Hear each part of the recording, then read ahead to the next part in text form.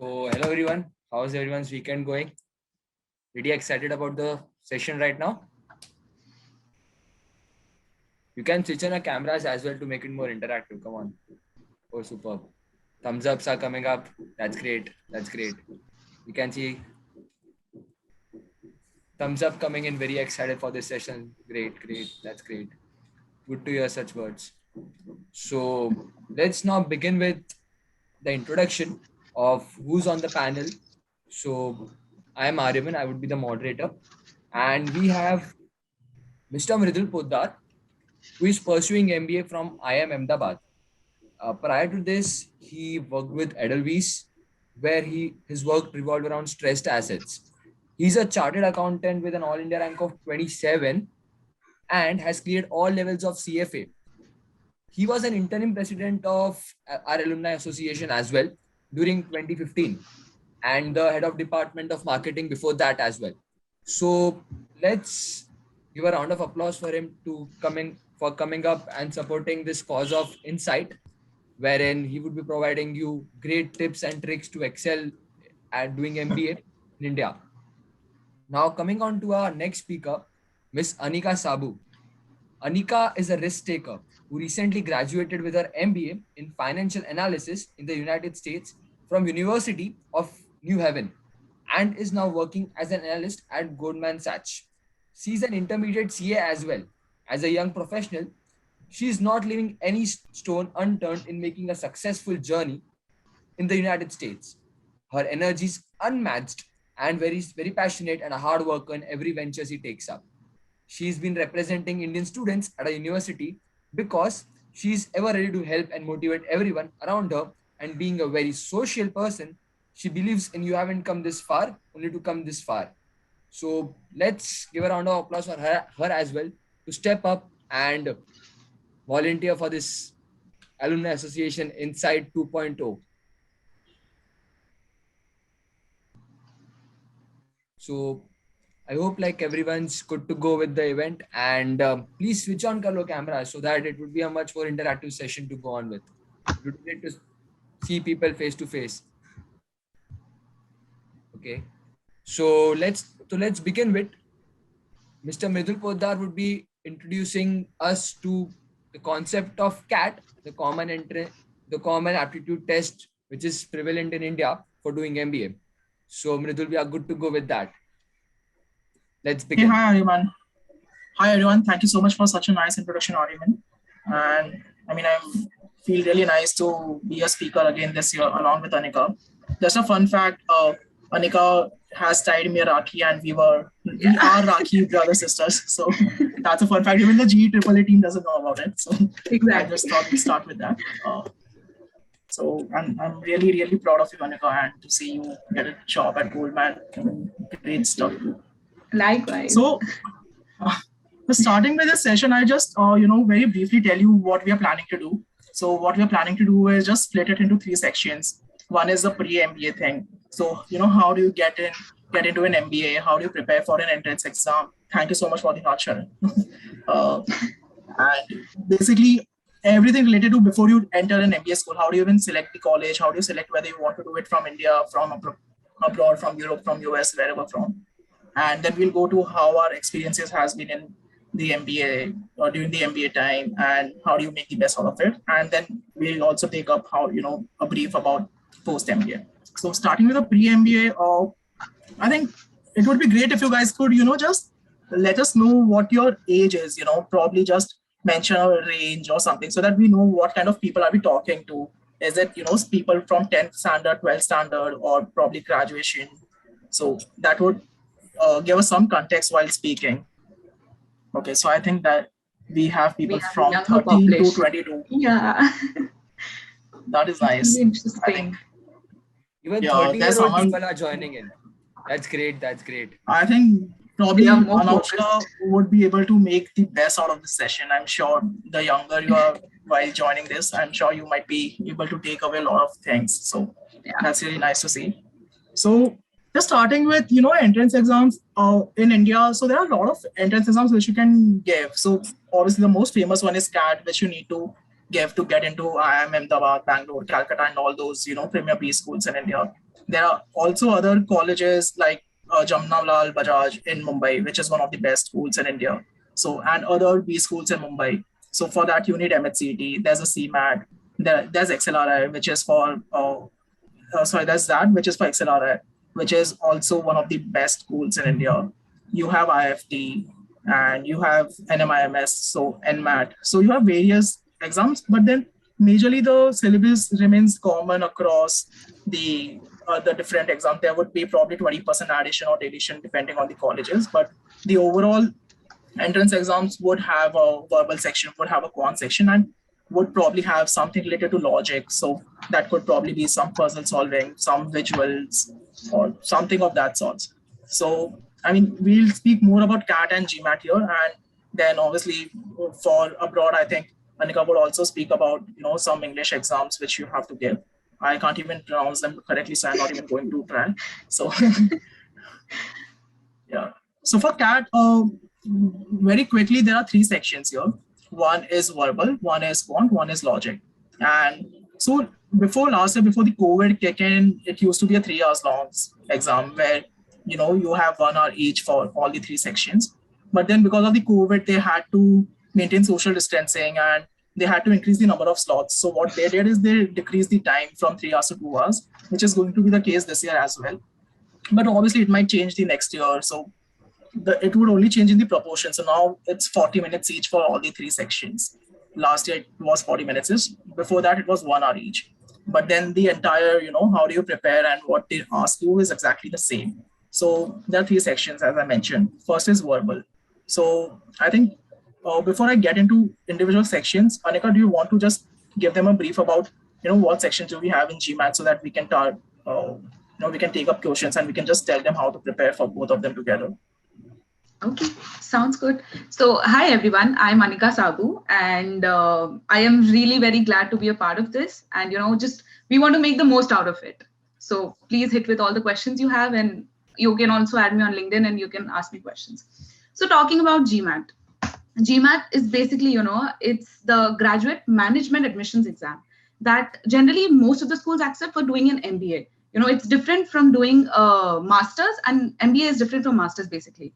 So it's just that, and there are 4 sections, I would say. One of them is analytical writing, which generally they try to understand how critical thinker you are. Then there is this integrated reasoning, wherein they want to see your data analysis, because MBA does involve a lot of data analysis. Then there's quants, that's very common. That's your basic and advanced maths.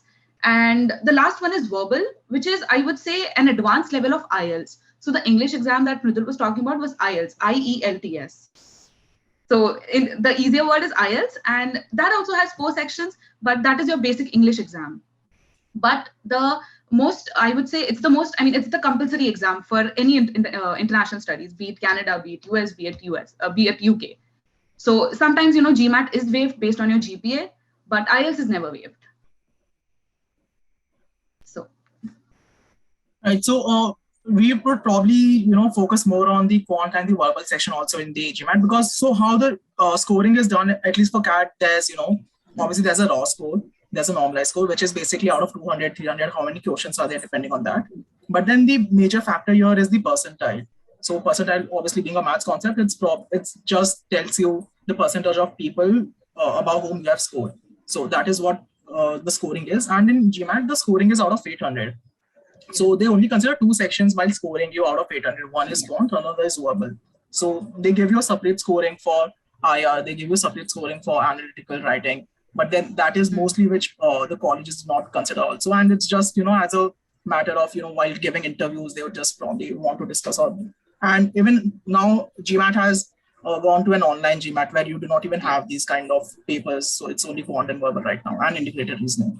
So starting with verbal section, I think in GMAT as well as CAT, it's a very, very, very important section, at least and especially in GMAT. So in CAT, how do they ask you is, there's a portion known as reading comprehension, which is basically, I think we all have done that even in our 10th and before that. So it's just they'll give you a passage to read, and then there'll be follow-up questions to that. So, the only skill required is you should be able to read it, understand it analytically and critically, and then answer the questions, because it won't be factual based questions that, A has done B, B has done C. So they are just going to ask you that what has A done. It's not going to be that way. They are going to ask you very complicated questions on the basis of the paragraph to check your understanding, to check that whether you're understanding it only in the first order or do you also understand the second order effects of the passage. So that is what GMAT also CAT is going to test you. So that's going to be the major weightage in both of them. So in CAT, there would be another kind of questions known as verbal ability. So that might be, giving you 5 different sentences in jumbled orders and asking you to read it and understand, and then just make a passage out of it. So just saying which sentence goes where. So B, A, C, D, E. So of that sorts. There might be 5 sentences which they are giving you, and they might ask you that there's one sentence which is not a part of this of the passage.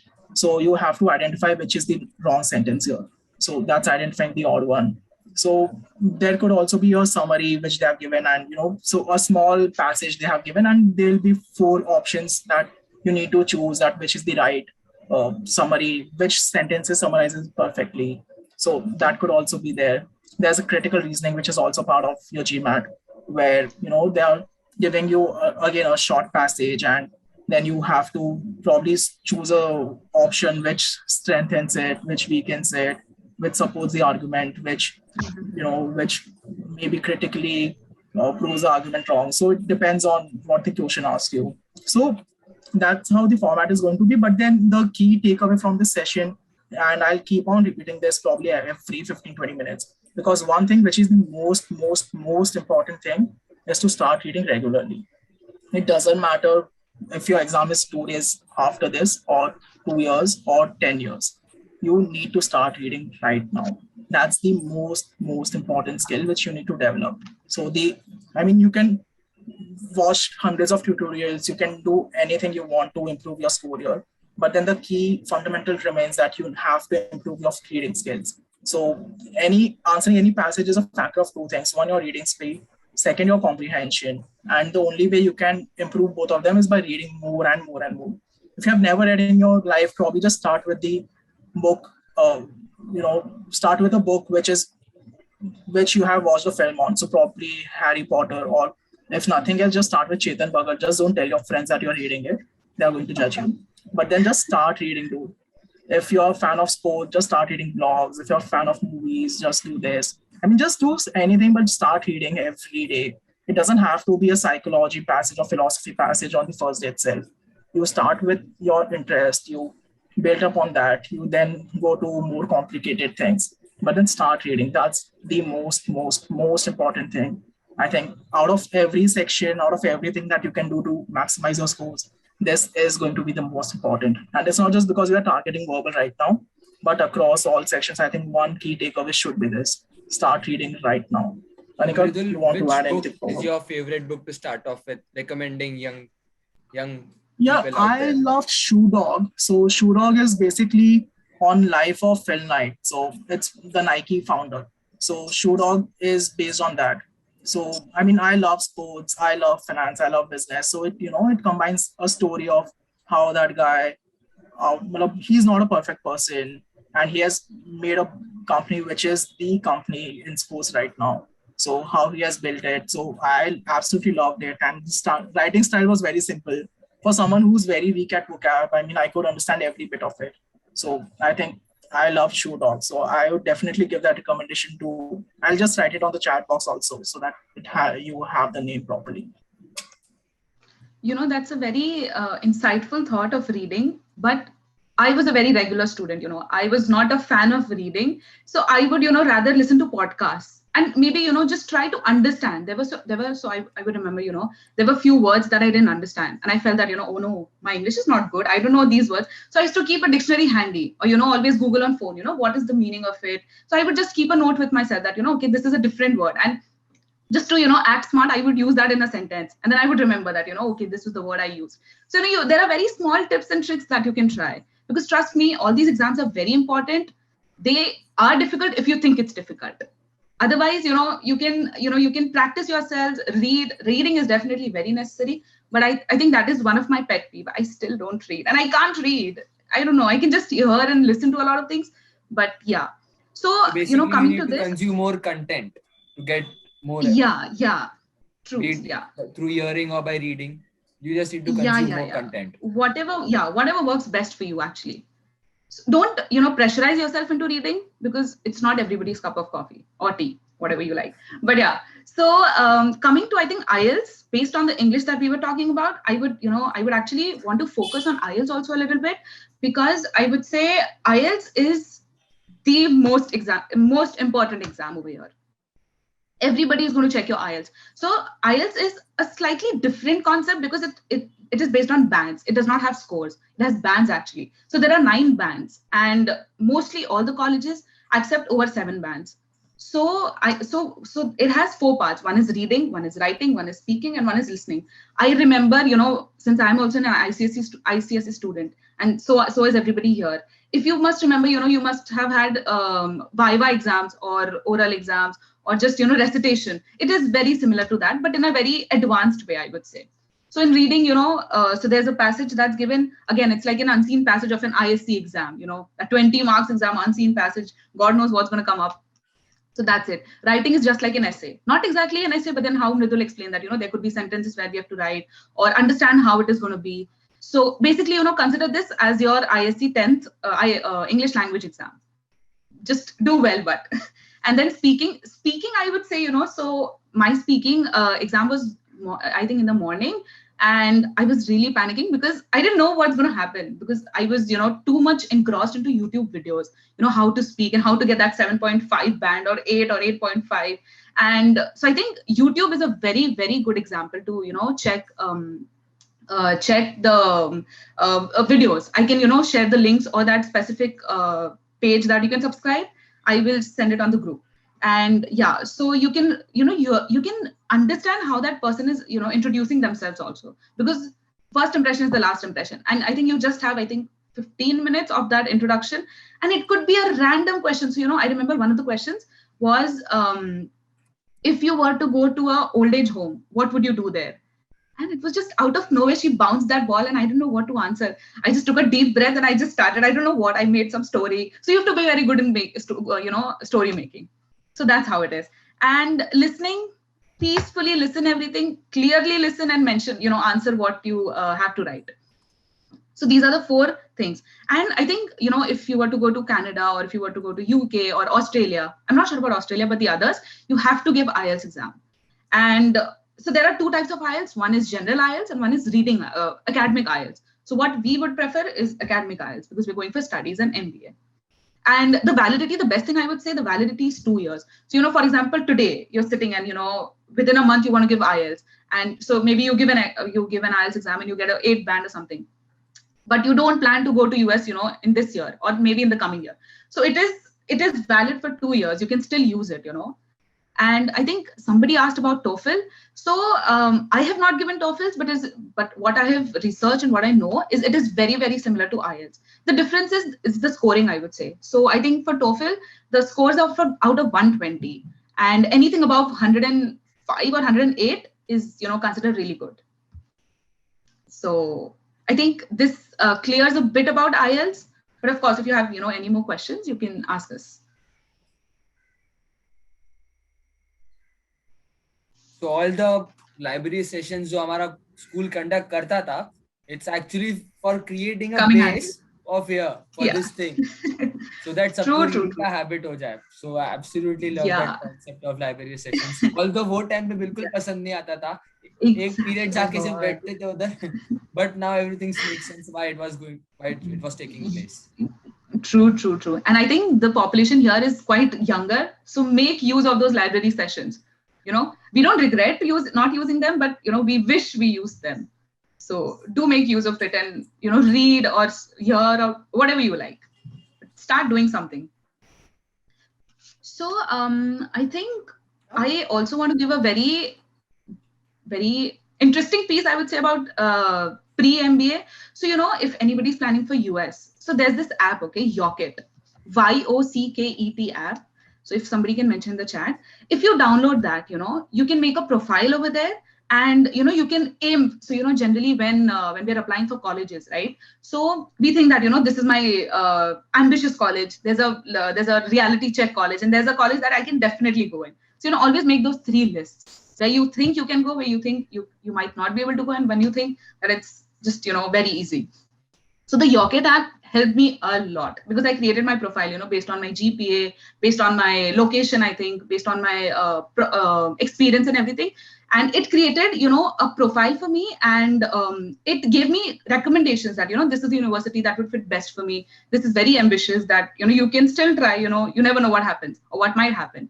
So I would suggest, if somebody who's, planning to go in a year or two, try to use 𝐻𝐿𝐴𝐻 app.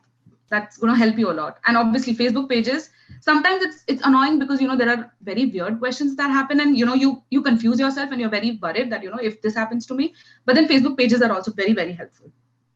So hit me up. I can provide you all the links I have.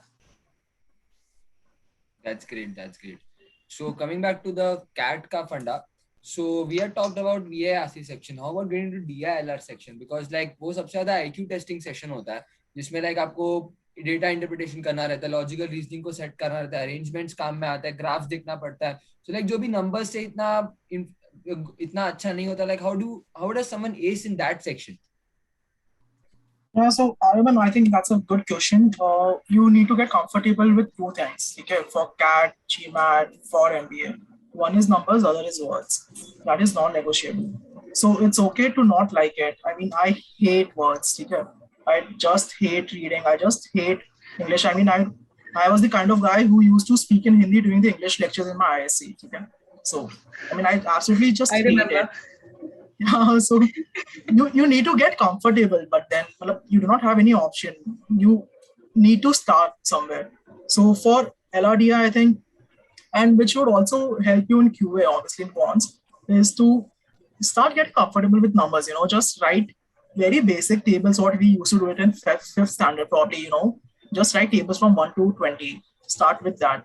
And for so CAT is a very different exam in that sense. So from GMAT, because in GMAT you need to understand what your competition is.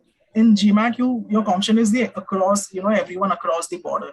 So it's people from US, from UK, and I'm not being racist. I mean, I am probably, but then the people in Asia are way more hardworking than any other person. Way more. So even in GMAT, when you're applying to foreign schools, your average GMAT score, if you look of people from Europe, from US, and if you look people, of people from India. So for example, Stanford, there's I think around 720 is the average GMAT score.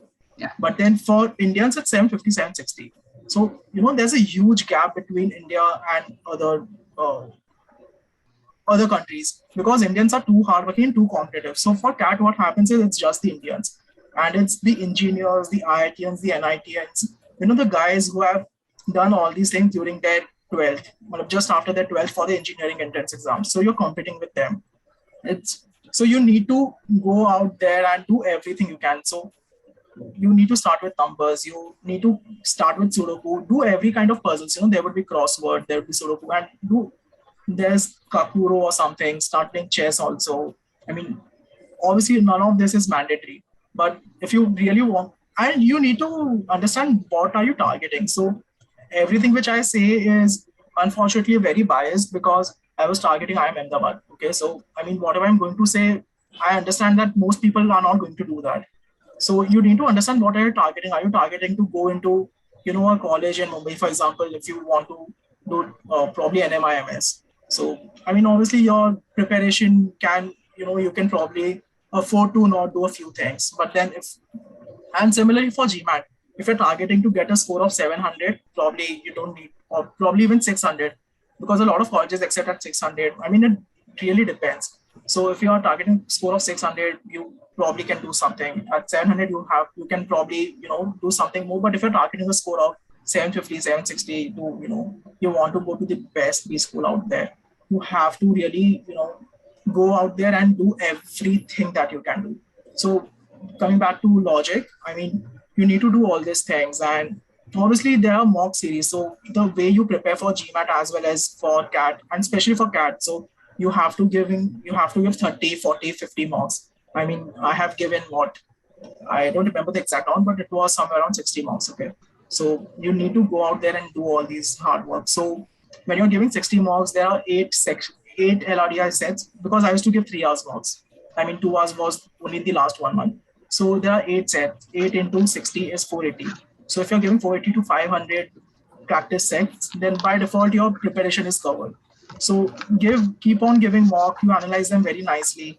So I think I'm not going into more detail there, because this is something which you will do only, only during the year where you are going to appear for CAT or GMAT. So it might not help that much for you right now, but what you can start doing is, start solving all kind of puzzles. Maybe give a few, preparatory. So there was a movie also, right? I can't recollect her name. That Vidya Balan Wali movie.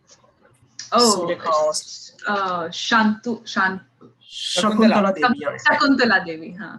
So her book is amazingly well. I mean, I used to love it. So, there are so many of these guys who have written those puzzle books. So maybe just start solving puzzles from those books, and I think you would be good to go. I mean, you will start enjoying numbers. You'll start enjoying listing down the data, because I mean that you get such a nice rush when you're able to solve it, because when you look at the question, it's like A की माँ B है, B की माँ C है, C का पति ये है, then उसका बहू ये है, and all these things. And I mean, family relation is not a part of CAT, but then also when you're doing puzzles, you would encounter these things as well, and it's a part of GMAT, I think, in the integrated reasoning, but then it's not. Yeah. So it's impossible to solve it when you look at it. When you start noting down data, you note it down one by one line, and after 15 minutes you're able to solve it. You get such a rush that this seemed impossible to solve, and then you're solving it so smoothly now. So I mean, and your mind starts working in a very, very different direction when you have solved some 200, 300 sets. So start doing it, and gradually you will start enjoying it. I mean, I enjoyed it in the initial phase itself, because I used to hate verbal and quant also. I mean, I was good at it, but I didn't enjoy a few sections. So for logic was something that you just enjoy doing it. It's just testing your IQ. So I love this one. Yeah, and just to echo what Mridul said, so in GMAT, I would say take the preparation time of at least 6 months, because try to divide the sections into months. If you know that you are very strong with verbal, so maybe give 1 month to verbal, but start working on your weaknesses. And if you're very good in quants, definitely do practice, but then again do your own SWOT analysis, and just make sure that and just understand your weaknesses and why do you not like numbers. Because to be honest, you're going into a field, into a business or management, that is definitely going to involve numbers in maybe in the shortest form or in the longest one. So maybe just start understanding why you don't like numbers, and there's no harm in learning. And I think I would say that try to just believe in yourself that even if you don't like numbers, it's not the end of the world. You can still do a lot of things. So don't be just harsh on yourself, because I was very, very hard on myself for some time. So yeah, that is something I'm learning. I think it's a good quality to be hard, but then sometimes it becomes very overwhelming for myself.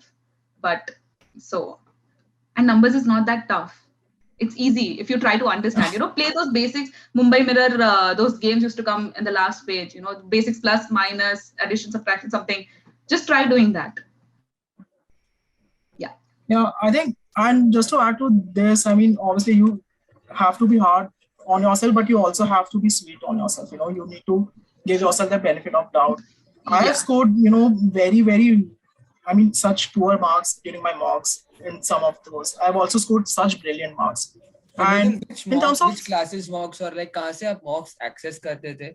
It would be great if you could let everyone know. Sure, Yaman, just one line. Let me just complete this one, and I'll come to the mocks part also. So continuing this, and in terms of, Anika also mentioned that give yourself 6 months to prepare for this. So this, I would probably differ with her here that, you really need to know yourself. Your self-awareness is key for the entire process. So I have seen people who have done it in a day or two. I have seen people who can't do it in 2 years. For example, one of my friends is attending this right now. She scored a 715 GMAT. She studied for literally 2 weeks.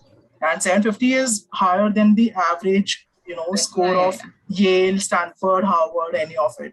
But I also have people in my who were there in my organization who took a 3-month sabbatical to go and study and were preparing there for 2 years, and they couldn't touch 700. So you really need to understand yourself, and you need to set your goals realistically. Obviously, you need to aim for the best you can. And if you think that you can only reach 700, then you have to aim for 720. I mean, you need to obviously keep on expanding your boundaries, and obviously you cannot limit yourself, but then you should also have some realistic target.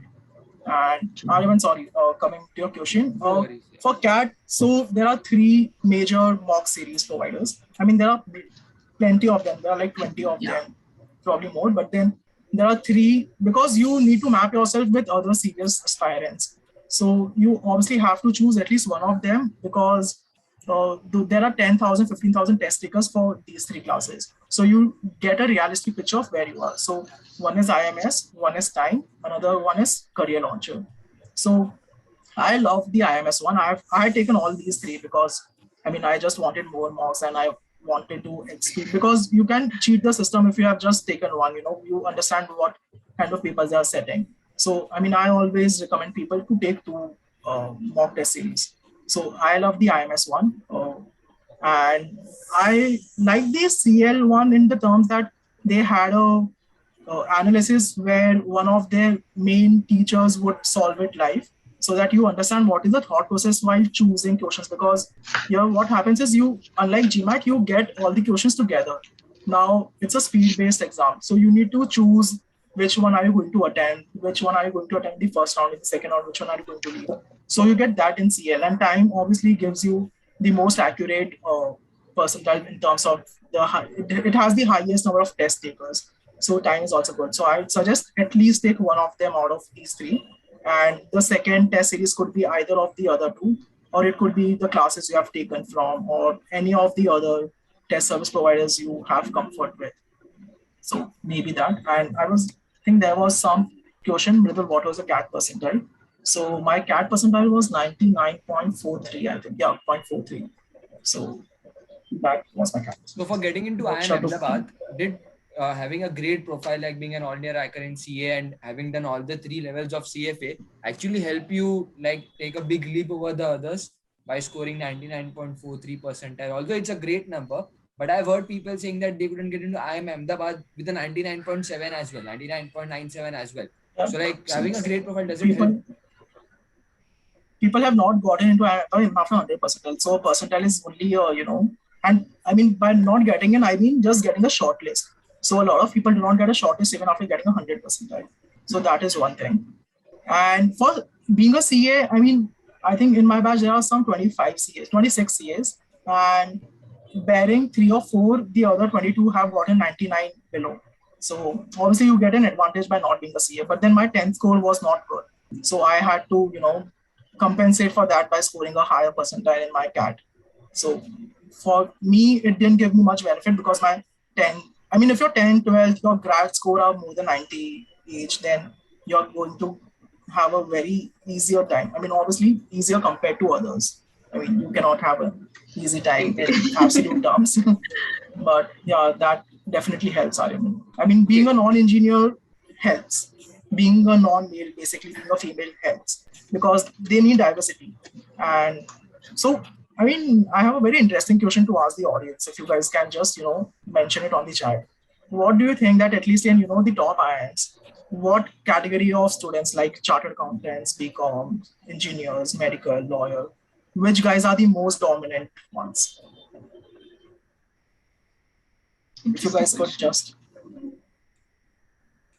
Majority are taking engineers as it is. Oh, it's just the starting 2 people who have taken engineers, because one is Aryan anyway. So Aryan, you should probably not mention, because you have already prepared for CAT and you're probably doing an MBA. So few people have mentioned CA, one person has mentioned art. So basically, I'll just share my screen also to show you what the batch of the current IIM Ahmedabad looks like. It's from public domain, so no private information. This is something which we had floated for the recruiters. Are you guys able to see the screen? Yes. Yeah. I mean, obviously we'll come back to quant and how to prepare for CAT, but then I just thought that since we are talking about this. So out of a 393 batch size, there are 28 female, 28% female after giving so much of, diversity points, because that's how, unfortunately, the exam is constructed in such a way that it benefits engineers. 55% are just from IITs, NITs beds. So this is not even the entire engineers. It's just the 3 colleges of engineering. There are so many more engineers. So I think current batch size, 72% are engineers. There are 16% CA, BCom, BBA, all these basically commerce stream. And then there are a few lawyers, there are a few doctors. There are a lot of fashion technology, I think NIFT and people who have done it in other fashion industries. There are a lot of those people also. There are a few, I think IIM Indore has this IPM program. So there are 3 or 4 from that also. There are art students, obviously. So you obviously have diversity in that sense, individual sense, but as a whole, as an entire batch, the batch is going to be dominated by the engineers and by the males. So as soon as you are not an engineer, as soon as, if you're not a male, you're going to get few diversity points there. So being a non-engineer, I did get my diversity points. I mean, there was no way I could have gotten into IIM Ahmedabad if I was an engineer at 99.43 without a 90 in my 10th. So it definitely helps. And in terms of work else also, you could probably just see that 60% of your batch is below 2 years and average work ex is 20 months. So just the 40% batches more than 2 years of work ex, with 35% being freshers. I'm just assuming less than 1 year is as good as a fresher. So less than 35% of freshers. So that's what the average batch looks like. I'll just stop sharing. So Anika, there's this question which was asked by Priya. It was, as an IGCSE student, which exam am I supposed to give to do MBA abroad? Do I have to give SATs or TOEFLs? That's a good question. So, since I did my undergrad in India and then I went for my master's, MBA in US. So I was supposed to give IELTS or TOEFL and GMAT. But I am not very sure about the ones who plan to go just after 12th. I think they have to give SATs and there are some, I think, another exam. I am not very, sure about that. But I can talk about, after undergrad.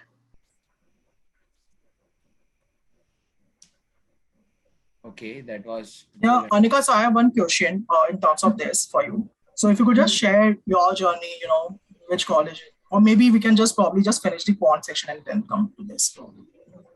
Yeah, okay. Because knowing someone who's done it from outside India, if you can share your personal journey and how did you form applications, what services did you use? Yeah, that's the second part, but even before campus life. Before, yeah. So, okay. So I would say don't go by my story because my story is kind of very unusual. I did everything very fast because I am a person who wants everything, quick. Just do it. Let's do it. Just do it. So my story is something similar. So what happened? I think in February, I made my mind. I was pursuing CA, but then no offense and no, anything bad about it. But then I realized at a point that it is not for me. I just can't, pursue any longer. So I planned to, just do MBA. And I just told my dad that, I want to do MBA now. And he told me that, now you can do it from US. It is a very strange story because I wanted to actually do it from UK.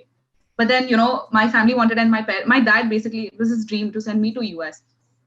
So it all happened. And then, I started the process. So the process is not at all, I would say very easy because so, when you're preparing for GMAT and IELTS, you have to parallelly prepare for your SOPs, statement of purpose.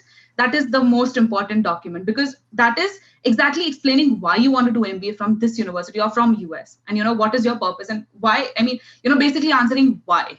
And that is not very easy. It has never been easy. We ask our parents, why is this happening? And they're like, it happens because it happens and we can't do that.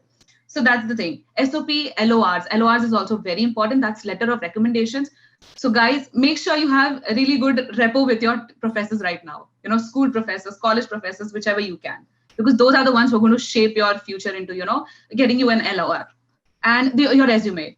So, resume is very basic, considering all, your extracurricular activities and basic, what all you've done. So I'm a person who does not have much work experience. I was only working as an article because I was doing CA. So I don't have a real, that experience that they wanted. And so when I was applying, I was very skeptical, because I thought maybe, I might not be eligible for an MBA, because everybody has in mind, guys, everybody has in mind that, MBA is only done after having an experience. But in US, there are universities who are accepting freshers as well. Because, here the students, I would say the American nationals, what they have is 5 years, so they do undergrad in 4 years and MBA in 1 year. So it's like a 5-year compact package that they have. So for us, they're allowing us as freshers MBA. That is what I did. And so I think I started in February, the process I started February 2019. And by March, I had given my IELTS, and by April, I had started applying for colleges without my GMAT score. So I can explain why I did not give my GMAT as of March. So I started applying, and because, my GPA was really good. So out of 7, my GPA was 6.57 or 53. So based on that, a lot of universities were accepting me, because so mostly, most of the universities told me that my GMAT has been waived. But going to US without a scholarship is like, it is it is needed. You need scholarship. You don't want to spend a lot of money, just for the studies. So to get a scholarship, I had to, actually give GMAT. And for my GMAT, I was specifically told that, I have to get 80 percentile in quants. And I don't know how did they calculate or something, but they told me I have to get 80 percentile. And I got, I think, 82 or something. So I was, I got a scholarship of 30% for my MBA. Because I was late, so I would say, when you are preparing for US, you need a year's time to start applying, to start, getting your SOP, LOR and everything done. So I was a different case. So yeah, so I think March and then April was all just applying. And I think, universities take at least a month or two's time to reply back. So I was, patient, not patiently, but then kind of patiently waiting to get a reply. Because, even if I got to one university, yes, I was so elated, because I thought that, I might still not be able to get into US, because it was a far-fetched dream. And to be honest, I still feel it's a far-fetched dream for all of us. So then, and I think, I'm not sure if everybody's, willing to do that, but, it's no harm in getting help, So I joined a consultancy. And they helped me in, guide and streamlining my process, starting with my SOP, how to do an SOP, what exactly should I mention, then LORs, then resume, then, applying to universities, because there's a lot of application fee as well involved. So because when you're applying for universities, you have to make sure, your funds are ready, because there's an international transaction going on. You have to make sure everything is just, right and perfectly with you. So I did all that. And so there's this, when you join a consultancy, there was a fair, I guess it was in education or an involvement fair, something like that. I went there, and there were a lot of universities that had come up. So, I took their brochures and studied what I can do. And until then, I was not very sure if I want to do MS in finance or MBA in finance. Because I think I was very confused, because I thought masters in finance would give me more upper edge, because I'll be mastered in finance. But then, I started doing my research. So I would say research is very, very important. Whatever you want to do, you want to research a location to go to a college, or, the fees, the course structure, whatever you want to, but you have to do your own research. You cannot depend on somebody else, because it's a very subjective thing. Maybe Mridul might like CA. He loved CA. He did it. I didn't, because I didn't like it. So if I would have gone, through his lines, it would have been very different.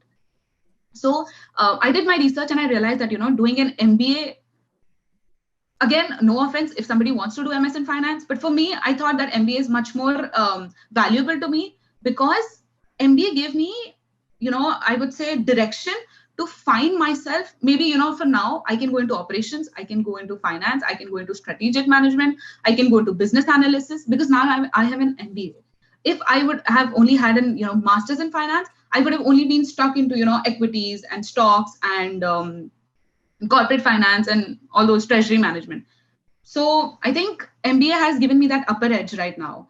And so that confusion, got over, because I was getting admits from a lot of universities. And so why did I zero down to this university, the University of New Haven? Because very, very important aspect is to have a STEM degree. I'm not sure if everybody's familiar with STEM, but then STEM consists of S is for science, T is for technology, E is for engineering, and M is for maths. So because, we are on a visa, I am on a visa here, basically. It's an F1 visa here. So F1 visa is only for 5 years, which consists 2 years of your studies, 1 year of your OPT, optional practical training, and 2 years is the STEM OPT, wherein I can apply for H1B. I guess this could be overboard because H1B and it's a lot of things, but to start with the basics, always try to get a degree that is STEM approved, because you have to stay in the US for at least 5 years. At least if you don't want to stay longer, but at least you can recover your, initial capital investment that you've done.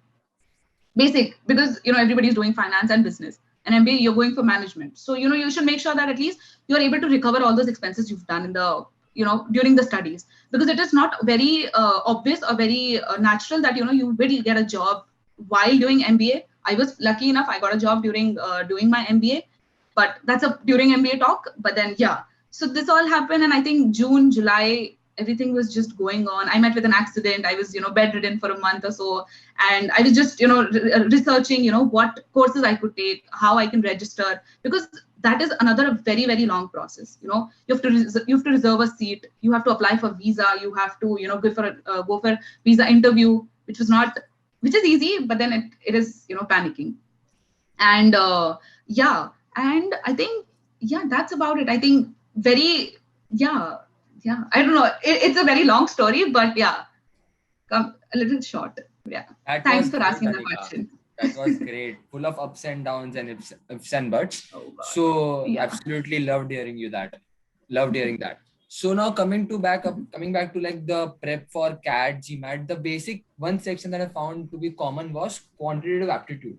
So how to prepare that? And you are actually facing your competition with engineers, जिनके like 8 same में से at least 4 same में कौन्स होता ही होता है.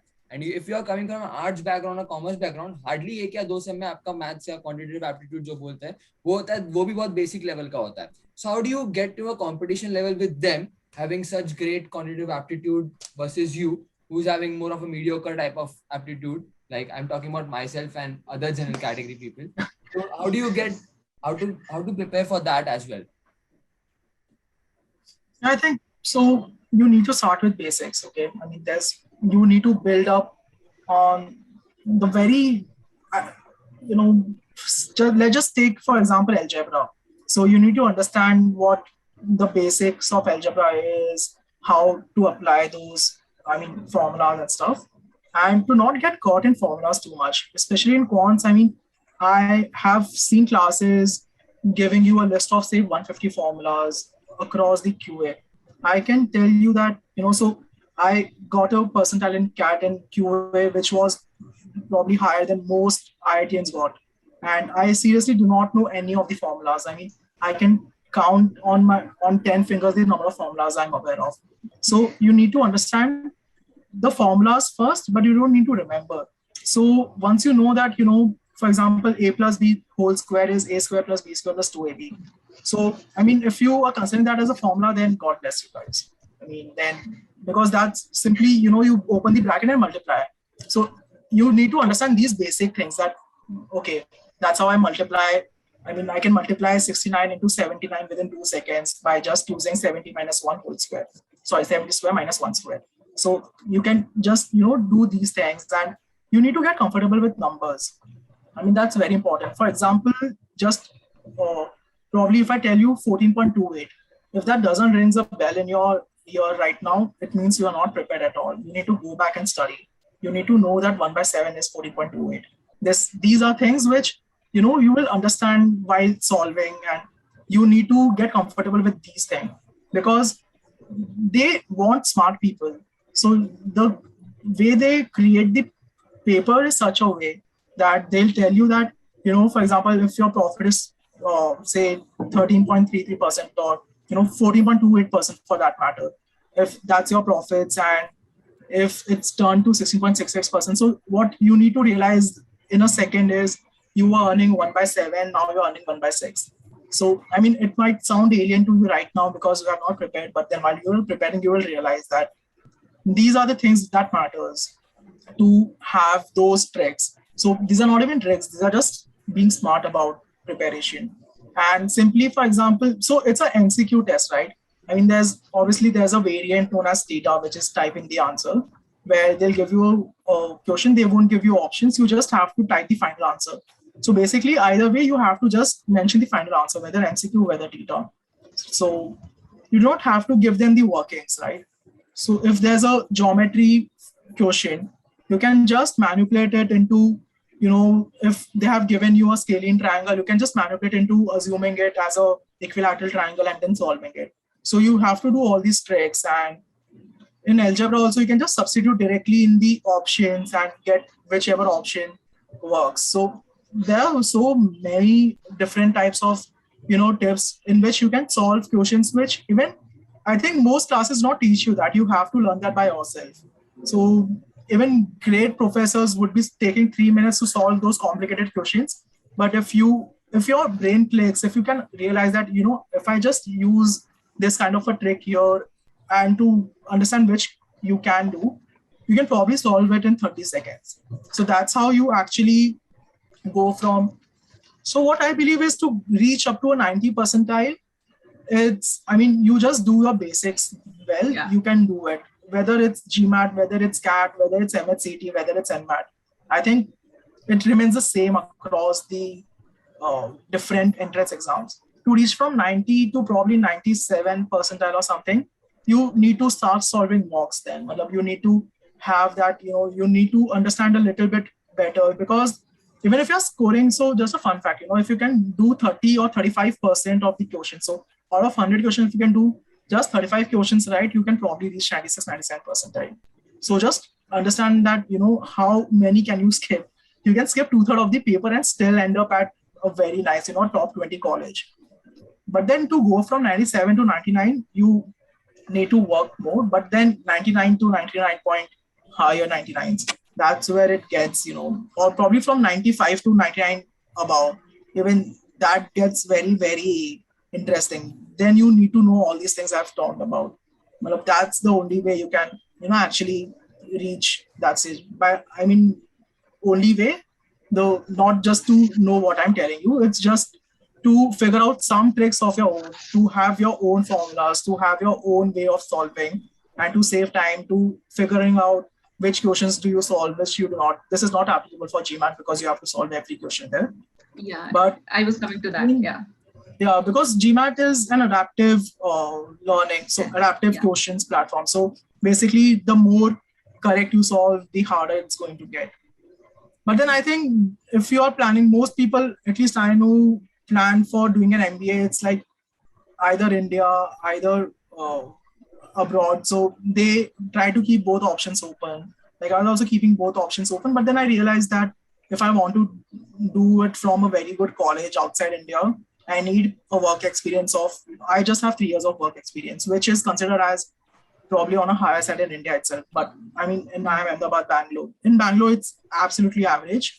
In Ahmedabad, it's probably a year, 7-8 months more than the average. So, but then if I wanted to do it from a good school in US, like a Stanford or something, I needed another 2-3 years of work, and I wasn't willing to wait. But then I tried my hands at for an MBA. I didn't apply, but then I did prepare. So I can tell you for GMAT, for example, just after giving my CAT, I gave an official GMAT mock and I could score some 760 or something. So, because the difference in CAT and GMAT is such huge in terms of verbal, in terms of in consto, it's unimaginable, but even in verbal, people say that GMAT's verbal is tougher, but then it's just the sentence correction part it's difficult because you need to know the rules. There are some rules of English grammar which you need to know, which is not required in CAT and for reading comprehension. So I think if you're planning to appear for both, just prepare for CAT very nicely, and all the other exams will be taken care of. I can definitely bet. So same for XLR as that. I didn't even bother, giving a mock or to see the paper pattern. But I had prepared for CAT, and it was a month after my CAT. I ended up with a 99.9 percentile or something. But then it's just because, you have prepared well in CAT. So if you're doing well, because CAT is the most difficult exam you're going to give across all the papers you are going to attempt for entrance exam, whether it's India, whether it's abroad.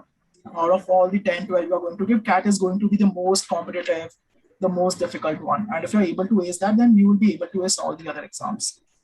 And a few tips, again, as I mentioned in LRDI, you need to get comfortable with numbers. Just write 1 to 20 a table. Just write the reciprocal of 1 to 20, probably like, 1 by 7 is 14.28 in that manner. So it's 0.142, but 100 by 7 is 14.28. It's the same thing. Or just write the squares, the cubes, probably 1 to 20 ka squares, 1 to 25, 1 to 30, whatever you are comfortable with. Write cubes, know the square roots and cube roots of the more common ones. I mean, this gives you an ace about the others. So you need to realize that all the exams are going to be relative exams, okay?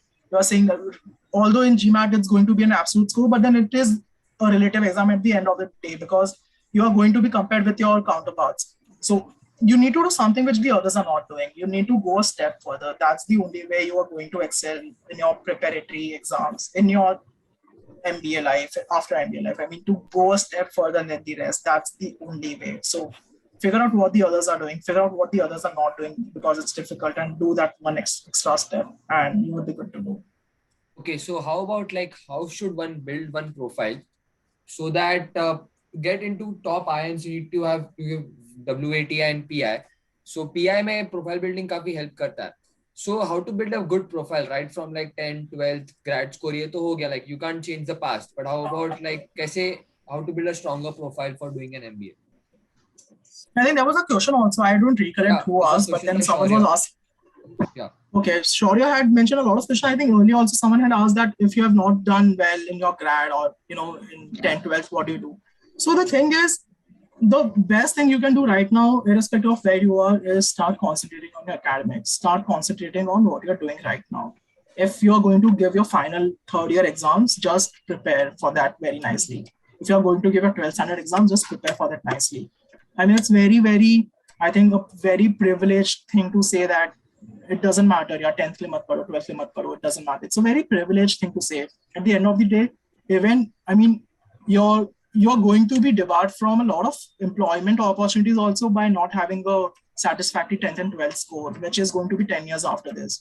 So obviously it's not going to define your life. Obviously it's not ki my 10th, so I didn't get a nice score. Abhi to meri life ka kya hoga? I didn't get a good score also. But then you have to compensate for it by doing something extra, right? So whatever you are doing right now, concentrate on that. So whenever you talk about profile, everyone thinks about extracurriculars. What people do not realize is the term itself, it's extracurricular. It is extra. The primary thing is going to be your work experience, your academics. Concentrate on that. Ensure that your academics are top notch. If it's not, concentrate on the next academics you're going to give. So whether it's your graduation or whether it's going to be your CAT or GMAT, whatever it is, concentrate on that. Second, concentrate on your work experience, obviously, that, because if you have a work experience, if you're working right now or you are planning to work, majority of questions are going to be around that, right? Because that's the thing which is going to take the entire duration of your time, if you're working for 16 hours, you're going to do that for 12 hours. So 75-80% of your time is going to go there. So concentrate on that. And so profile building, I think this constitutes some major part, okay?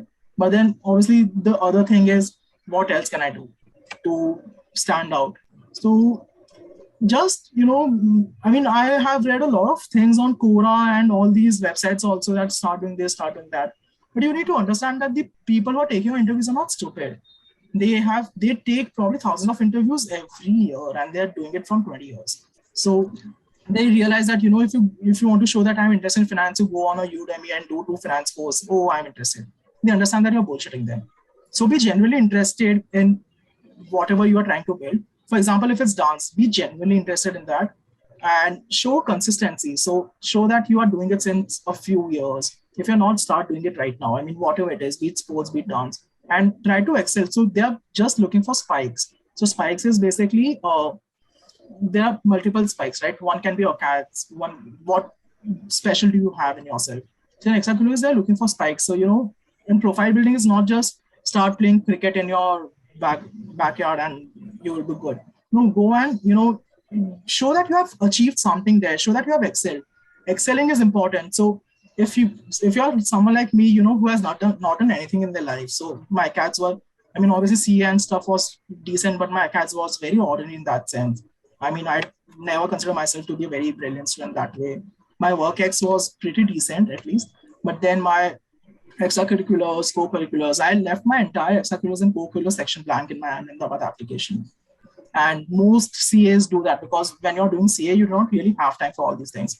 But if you can afford to spend out some time, join something which actually interests you. Don't do it just for the sake of uh, building a profile, but take it as an added advantage. Start doing something, whatever you love, and try to excel in that. So if you're singing, then just try to go and maybe some competitions. Do there are certificates, official certificates and exams for singing. Do that so that you are showing them, you are building credibility. Basically, you are showing that I've done this.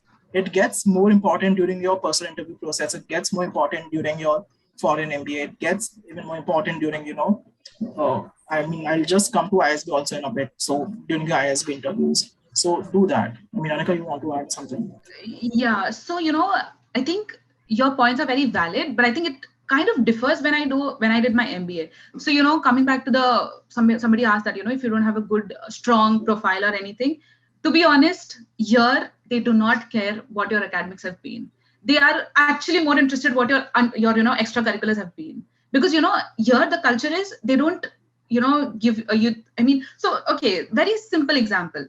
I would ask everybody, what do you think? I did my MBA in 2 years. I had 3 courses in a semester. So how many classes per day or per week I must have gone? Any idea? Random idea, anything. Pia, you probably know. Anybody else? She's my younger sister, so she knows it. So yeah, that's right, So I had only 1 class per week. For example, I had 3 courses, so 1 course, 1 week. Second course, 3 days a week, basically, I would say. So here they don't give you, they don't pressurize you on studying. They'll make studying very easy and very, I would say, very comfortable for you and based on your schedule, actually. Because here MBA, I have been in a class where people are, they're very old and some are very young. So I was one of the youngest in my class because I was a fresher MBA. So the schedule is based on, how everybody is available because most of them are working. So it's like, they're doing part-time MBA and everything. So here, again, I'm focusing on if you plan to do from US, don't always be very hard on yourself on your academics. You can do very well in your extracurriculars and be an average student. You will still get a very good college because, to be honest, we can keep Ivy Leagues aside, but the rest colleges, every college is very much similar. It's the course that matters and it's how you have perceived yourself and how well you are doing in that college. To be honest, my college was not in, I would say it was in top hundreds, not in the top 10s or 50s or 20s. But what I did is I took that extra, step. I was a go-getter. I'm not trying to boast about myself, but that is how your MBA should be. You have to be a go-getter. There are voluntary opportunities. There are a lot of opportunities that come in and, you have to grab them. That's the key, be it in India, be it in US. Try to be a go-getter and, you can, and even if you don't excel in your extracurriculars, it's just fine. It's not the end of the world. You can still keep trying. I had a bit of extracurriculars, but I was not very confident that, if that would be considered. But when I joined my consultancy, she told me that, your extracurriculars are really good. You should mention them. I used to play cricket. I used to play some other sports. I used to dance. I used to do, I don't know what all.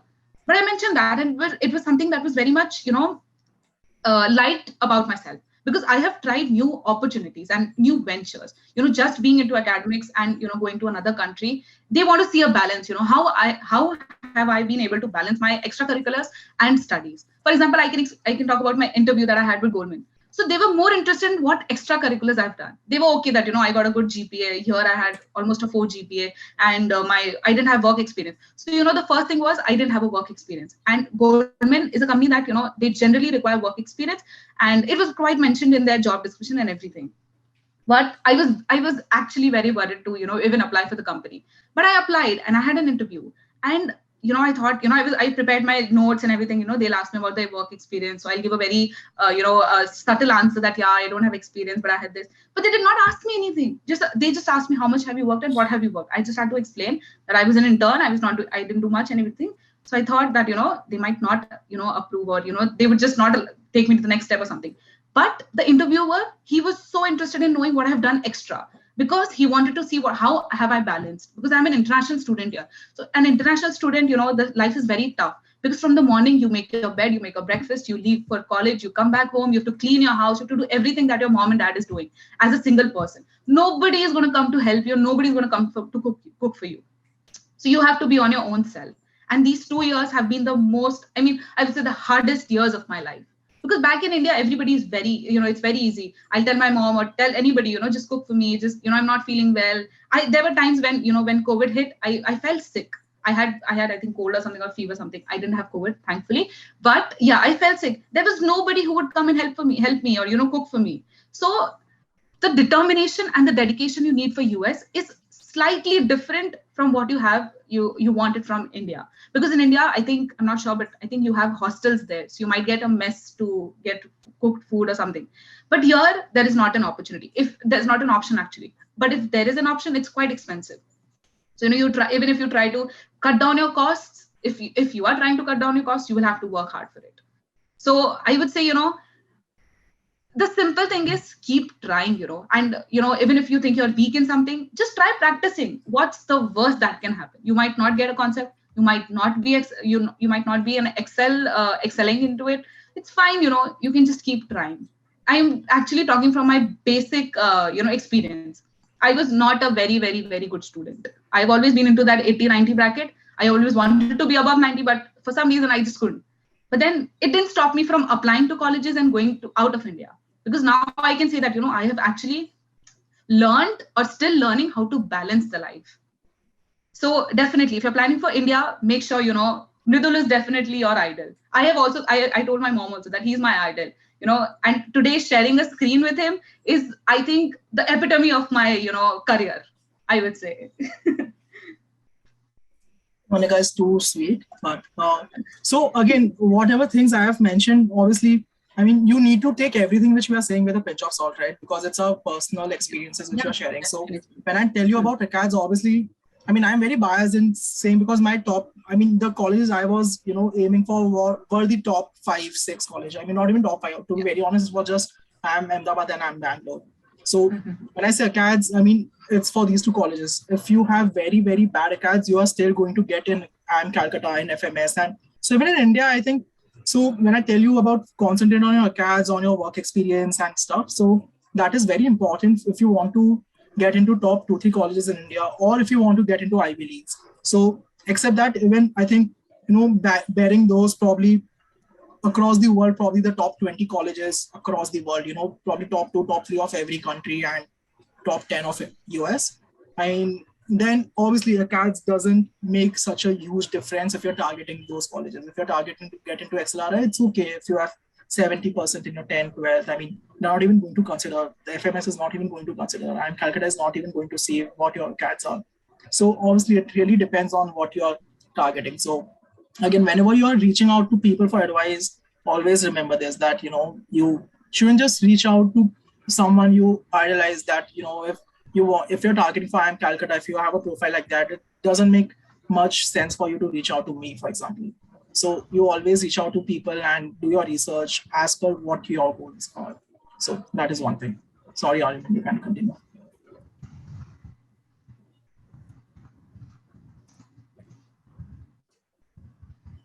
So another question that came by Moksha was, so I'm thinking of doing an PhD after my MBA.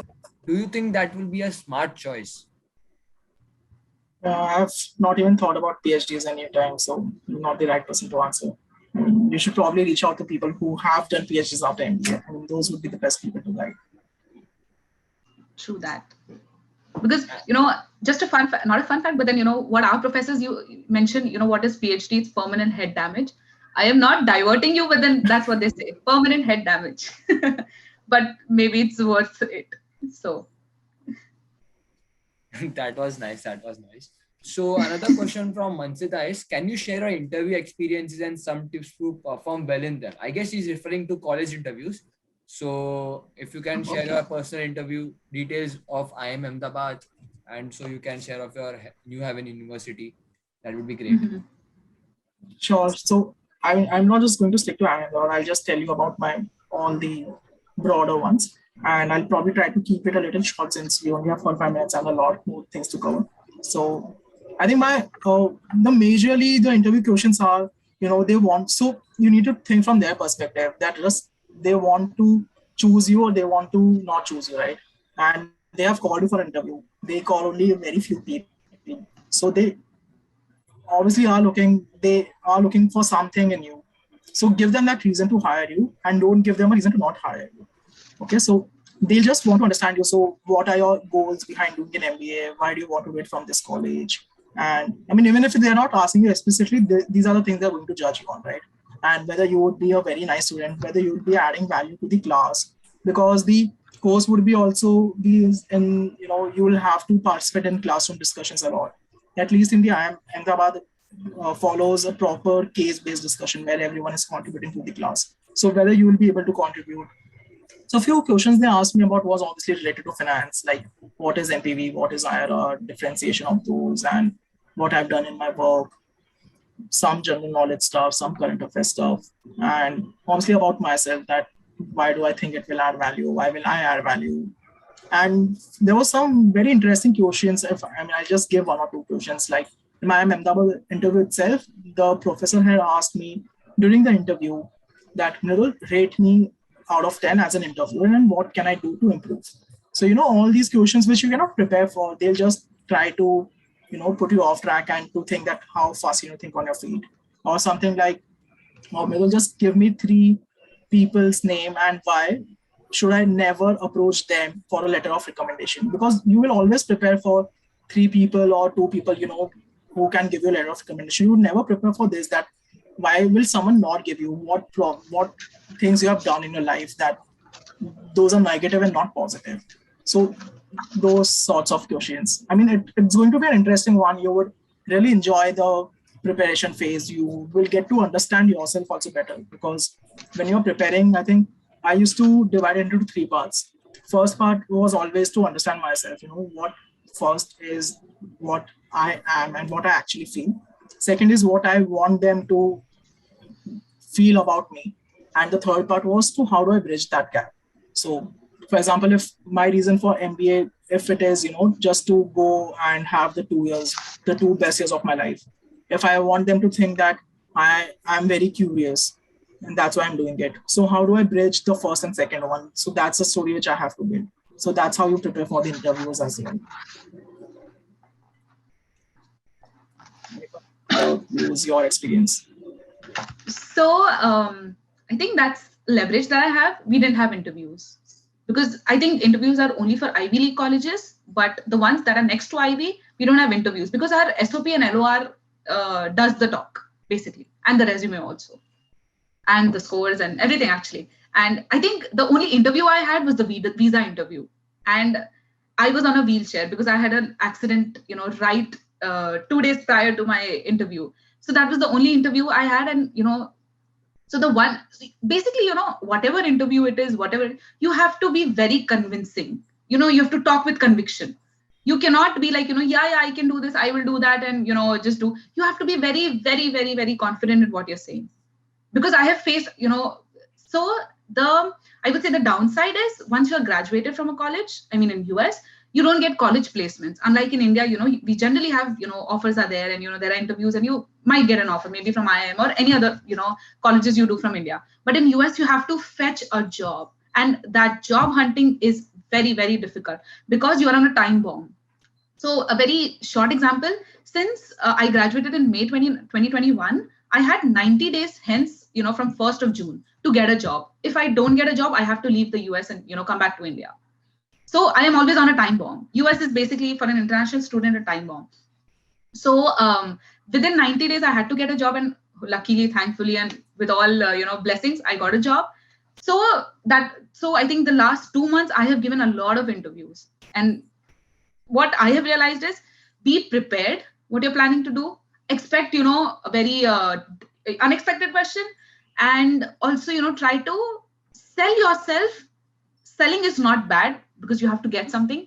So sell yourself in a way that the the opposite party understands that you are a person who is, willing to take risks. Because I was the one, just like I share that I didn't have experience, but he was so impressed that, I am ready to do, because I was very convicted and very, I would say not convicted, sorry. I was very confident in saying that, I can do this. I will do it. It was a very different work, but I can do it. So this is what I would say, beat any interview. Just be yourself and, try to be honest as possible. What's the worst that can happen? This year you might not get. Next year you might get some other opportunities. There are a lot of doors, you can open whichever you want to, wherever you want to be. That was nice hearing from both of you about your experiences. So I guess there's another question dropping in for Anika. That is, if one wants to go to Ivy League colleges, then what preparation is required? Also, are there any particular courses where one needs to do 10+2 to get into an Ivy League college? That is a very brilliant question. If, I wish I had done all that research and asked all those questions.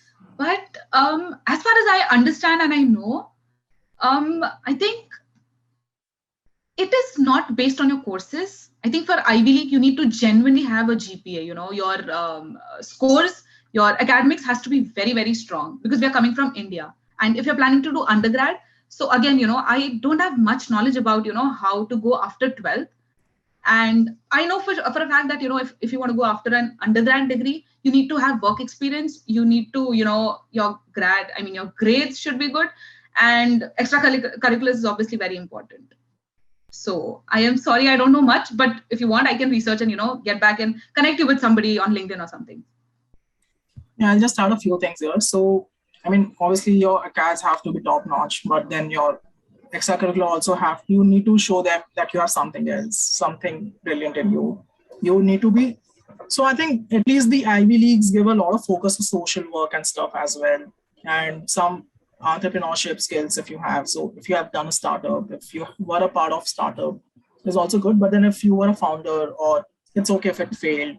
So those kind of things, you have done something extra. So maybe if there are a lot of, so I was talking to a good friend from Stanford College. So he was mentioning that there were Olympics gold medalists there. So, the kind of diversity which they aspire to have, which you will never get in India. So, they had a musician who was a part of the Billboard or something, whatever you call it. I'm not a music fan, so not sure. But then those, so they have those kind of people, right? So you obviously need to focus, and it doesn't matter. I think there was a question related to Ivy League that what should you do after 10+2? It really doesn't make any difference. It's a postgraduate course, right? So they really do not care about your graduation. Obviously, if you have done engineering, it makes GMAT and stuff easier for you, but then it makes diversity difficult because you are an engineer male from India or an engineer female from India. So by default, your chances reduce that way, but then it increases through GMAT. So it would be equally difficult or equally easy for you.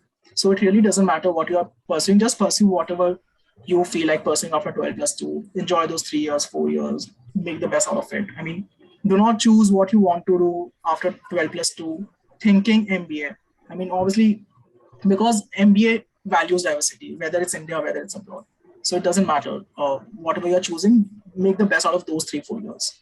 So do what you genuinely want to pursue. Exactly. So that was a superb session on how to prepare for entrance exams. Now the next step that you're going on to is about MBA experience, comparing abroad with India, that too from the top college, that is nothing else than IIM Ahmedabad. So Mridul, what is your experience now that COVID hai to like online rahega, but like when are the colleges resuming offline and like kya process rahega wahan pe aapka and what your life would be over there? It would be great if you can share that to motivate people to get into IIM Ahmedabad. One really cool thing is we're already on campus. So exactly. That is brilliant. I came back for this way because of some health reasons, but then I'm going back to Ahmedabad. I have a train at 11:30 p.m. today itself. So we're already at campus. So that is one thing. And I think at least if you're pursuing MBA from the top colleges, the first 6 months and the first year, first year more broadly, but then till the time of a summer placements. So that is November, December. Life is going to be hell, yeah. I mean, it's not over exaggeration when people say that you are not going to sleep for more than 4 hours. That is not exaggeration. That is true.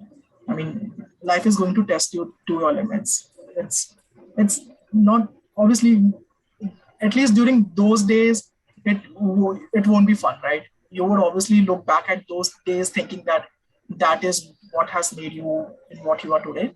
But then those are going to be very difficult days. You have immense pressure and immense competition, and the better college you're taking, you think that your life is sorted. It is going to be sorted after 2 years. But for those 2 years, the better college you are at, the more competition you're going to be facing.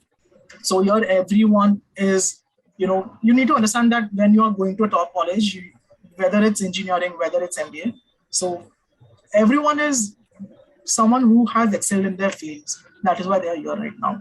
So I mean, everyone is used to being the top in their fields, whether it's work, whether it's, we have IIT Bombay toppers, we have IIT Delhi toppers, we have obviously CA top 5 rankers, and everyone basically medical field. We have someone who's done from the best law college in India, who was a ranker there. So you will have all those people and then competing with them. So it's going to be very difficult, right? But then it's going to shape you for the rest of your life. It's going to teach you so much. I can bet that every week you're going to learn something which most people take a year to learn. Okay, so it's not just academics, it's everything. So all these top companies have those different case competitions, and those, I think Anika is also trying to take an Instagram snap. Anika, you can take it nicely. So, so you'll have all those. Caught in action. So basically, you're going to get to learn a lot. You're going to make a brilliant set of friends, okay? And those friends everyone is going to stay outside of your homes, and those people are going to be your new family for 2 years. So I remember my health was very bad last week. So there were 4 people. Everyone got, different stuff for me. Someone got nal pani, coconut, fruit juice, cat, and all this stuff. So they'll just come to your room and, they'll be there till the time you get better. So you're going to make brilliant friends, and those friends are going to be the future leaders of the world, right? I mean, most people here are going to be CEOs in the next 20 years, or, depending, maybe someone is going to be a very good professor at a top university. Someone's going to be heading some NGOs. These are going to be, when you're doing MBA from a good school, your peer set are going to be people who are going to change the world, most probably. So you are going to be getting a chance to stay with them for 2 years in your boxers, not networking, but making friends, making proper relationships. So make the best out of it. It's going to be a good 2 years. And I'll just take 1 more minute to just tell you how a typical day looks like. So it gives you something to look forward to. So usually your lecture starts at 8:30. It goes on till 1:15 p.m. You have a surprise quiz, which is the most dreaded thing in 𝐼𝐴𝐴 because those count in your final grades. And you do not know the syllabus, you do not know the subject. They're going to tell you at 1:45 that you are going to have a surprise quiz of this subject, and it's going to be at 2:45, which are going to count towards your final syllabus. So it's so stressful. Like 1:15 to 1:45 p.m., you're not going to have lunch also. It's just going to go in anxiety. And you think it gets better, it doesn't. Even after 20 surprise quizzes, it's still as difficult, right? So that is something, and you're going to enjoy it so much. It's so stressful, but then it's so enjoyable also at the same time. And after that, you have sessions, you have CV making, you have preparation for summers, you have case competitions. So there are a lot of case competitions, and especially these top companies, they restrict it to a few colleges, right? So it's not open to everyone. So the competition there is also so immense. So you're going to be making so many PPTs, so many research documents, and all those stuff. So, and there are clubs and societies in every college. So it could be finance, it could be dance, it could be music and social, or so many different societies. So there would be some society work also on most days. And obviously you have libraries to go to, you have pre-reads, you need to prepare for the next day in class. It just cannot be, you are going randomly, you are sitting and the professor will explain you stuff. It's not going to be that way. You need to prepare properly for the next class, that, this is the case they're going to discuss. And as soon as you step into the class, they're starting with the most nuanced things of the cases. You will learn time management skills. You will learn to be disciplined. I think our lectures start at 8:30. If you join the class after 8:29:59, you're not allowed. It doesn't matter if it's 8:30:00. You tell that I'm on time. If you're not on time, you have to join at 8:29:59. So you learn valuing time. You understand the value of every second. And it's going to be a good experience, I think. Read stuff. I mean, the way I used to motivate myself was to read people's experiences on Quora. I think that's a very good way. So, especially for IIM Ahmedabad, I mean, that was my dream college, and I used to, even while preparing for CA, I used to just randomly read about, how the life at IIM Ahmedabad is, and that used to give me goosebumps. It still gives me. So I think that's a way you can probably keep yourself motivated while preparing for CAT and GMAT and other stuff also. Yeah. And, since Mridul mentioned a lot of things, and now I, retrospect that, all this happened with me. So, again, so I have friends who are Africans, Americans, who are or Chinese, I would say Spanish, people from Spain and Colombia, and a lot of, countries and cities and continents. So, doing an MBA from US, that is, I think, the most beneficial part of doing an MBA from here is because that you meet a lot of, you indulge with a lot of diversity here. It has been the most fulfilling experience, I would say, because I still, talk to my friends, even if, so there were times that, some of the people didn't understand our accent, because accent was a very, different issue over there.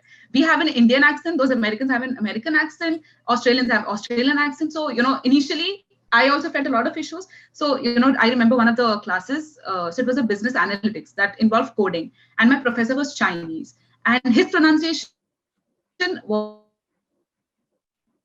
very, very different from what the normal people speak. And, for the 45 minutes, I was just sitting and understanding, trying to understand what is it, what does he mean, what is going to happen. And this course was not very easy.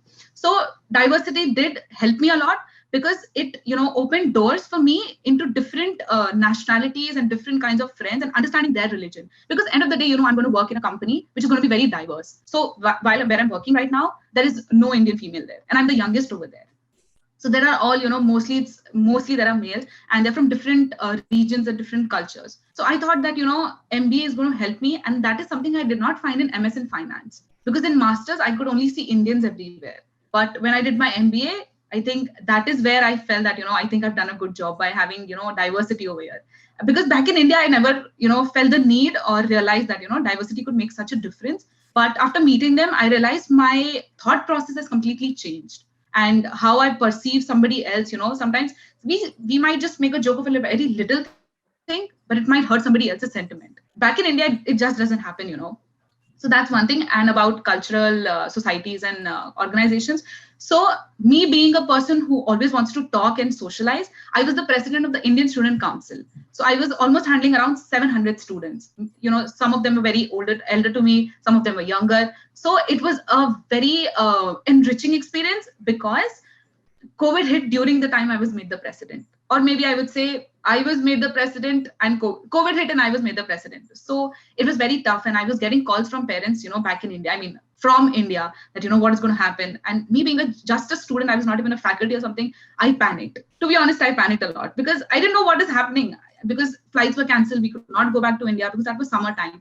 And usually in summers, everybody plans to come back to India at least once. So I have never, I could not go back to India for the last 2 years. I have not met my family. So I think all this happened, and, the extracurriculars and the societies that I joined, I did a lot of things. And to be honest, the time management, I have actually realized the importance of a minute. Back in India, I was not this punctual, but now I know, when I'm asked to join at 9, I am there by 8:57 or 8:58. Even if, it's not a compulsion here, you can join, you can leave the class, whatever you want to do. So people eat breakfast, lunch, whatever they want to do during classes. But I was somebody who has realized the importance of time. And I think that comes over, over the time you realize the importance of time. It won't come, just by hearing somebody or just understanding somebody else's experience, unless and until you experience it. So time is money. To be honest, time is money. That was great. Like, what added motivation mil gaya sabko, like what's the life in US and life in IIM Ahmedabad. So I guess now everyone's quite motivated to actually study hard to get into a top UK, US, Canada college and get into IIM Ahmedabad or so, or any of the top IIMs. Now, another question is coming up from Hiti. Do you recommend one to do BBA plus IIM Rohtak or doing MBA at a premier institute? I guess Mridul would be a better person to answer this as it is I related think to I've it. already answered it on the chat box, so I'll just repeat for people who are doing the recording. So basically, she's asking whether we should do a BBA plus IIM Rohtak. So this is a new combination which has been started by a few IIMs. Like it started by IIM Indore, so it was IP Math. So IIM Indore's course is brilliant. I mean, it's basically 3 years of BBA and then 2 years of MBA integrated in that. So IIM Rohtak, IIM Ranchi also maybe, and I think not Ranchi, probably IIM Jammu.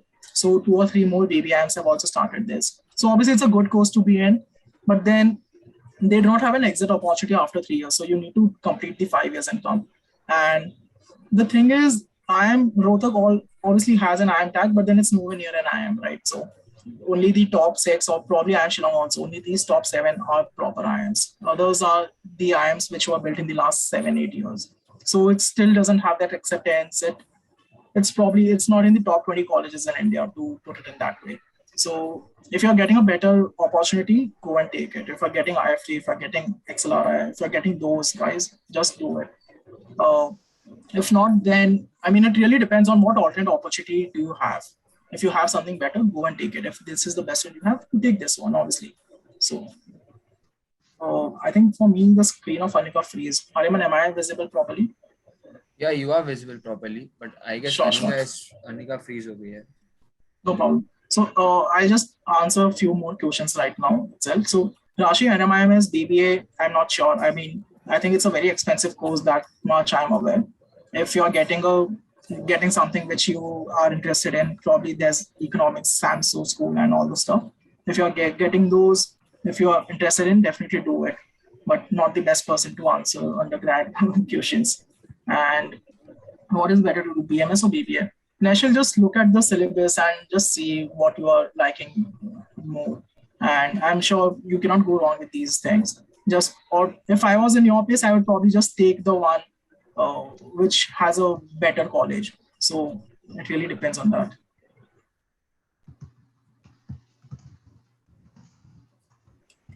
There's another question from Tarini coming up. Hello, I am from 9th standard and I'm looking up forward for MBA. So which will be a good college for MBA and do I have to prepare for entrance exam for it? Sure. So I'll just repeat again. Tarini, this is what the entire session is about. So probably just have a relook at the entire session and take the bits which you find interesting. Same for you, Shaurya. It really depends on what you want to do in life. I mean, CA, I saw that you had asked a few questions about CA earlier on. Also, I probably answered some on chat. So CA is a difficult course, right?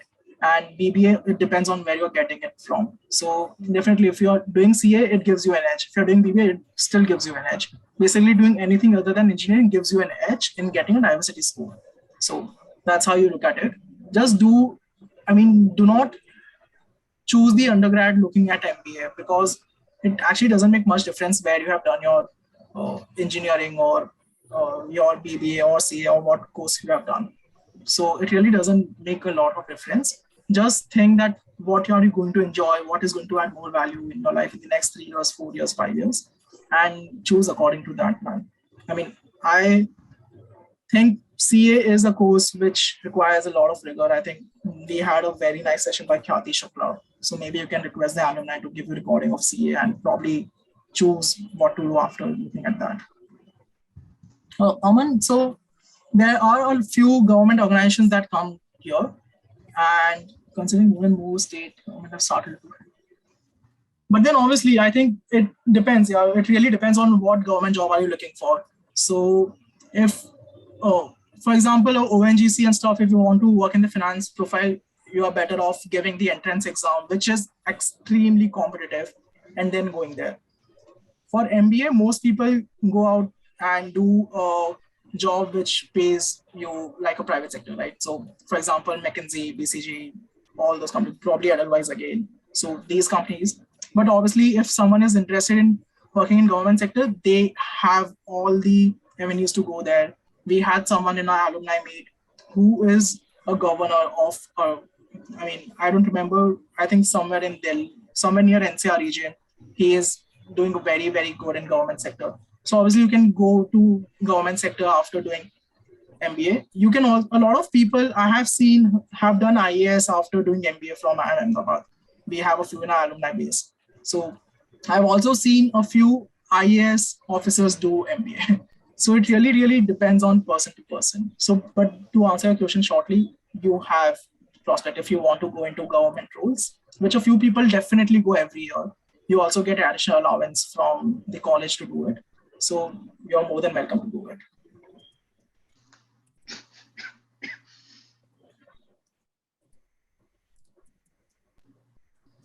So another one, just start reading, get comfortable with numbers. I think, so, Anika, it's PU, right? Yeah. Yeah. So PU, I think, start reading, probably get comfortable with numbers. And one probably thing is enjoy your life till you do MBA. I mean, that's the most important. Just enjoy whatever you're doing right now. And don't stress too much. I'm sure you would do good. So there's one question coming from Bhiru Singh. BBA from a not very well known college. What's your thought on this? Make the best out of those, man. What can you do about it now? You have taken admission. It's okay. I mean, if there are, there are probably 1,000 seats which are very well known. The rest 99,000 seats are not the well known colleges, and they also end up doing pretty decent in life. So make the best out of it. Focus on getting a good experience there. Focus on acads. Focus on making all the clubs and different activities that happen. Improve your profile. Give your best shot for MBA, and I'm sure you would be good there. Is it advisable to do MBA after BSc IT? Yeah, why not? Why not, man? Definitely.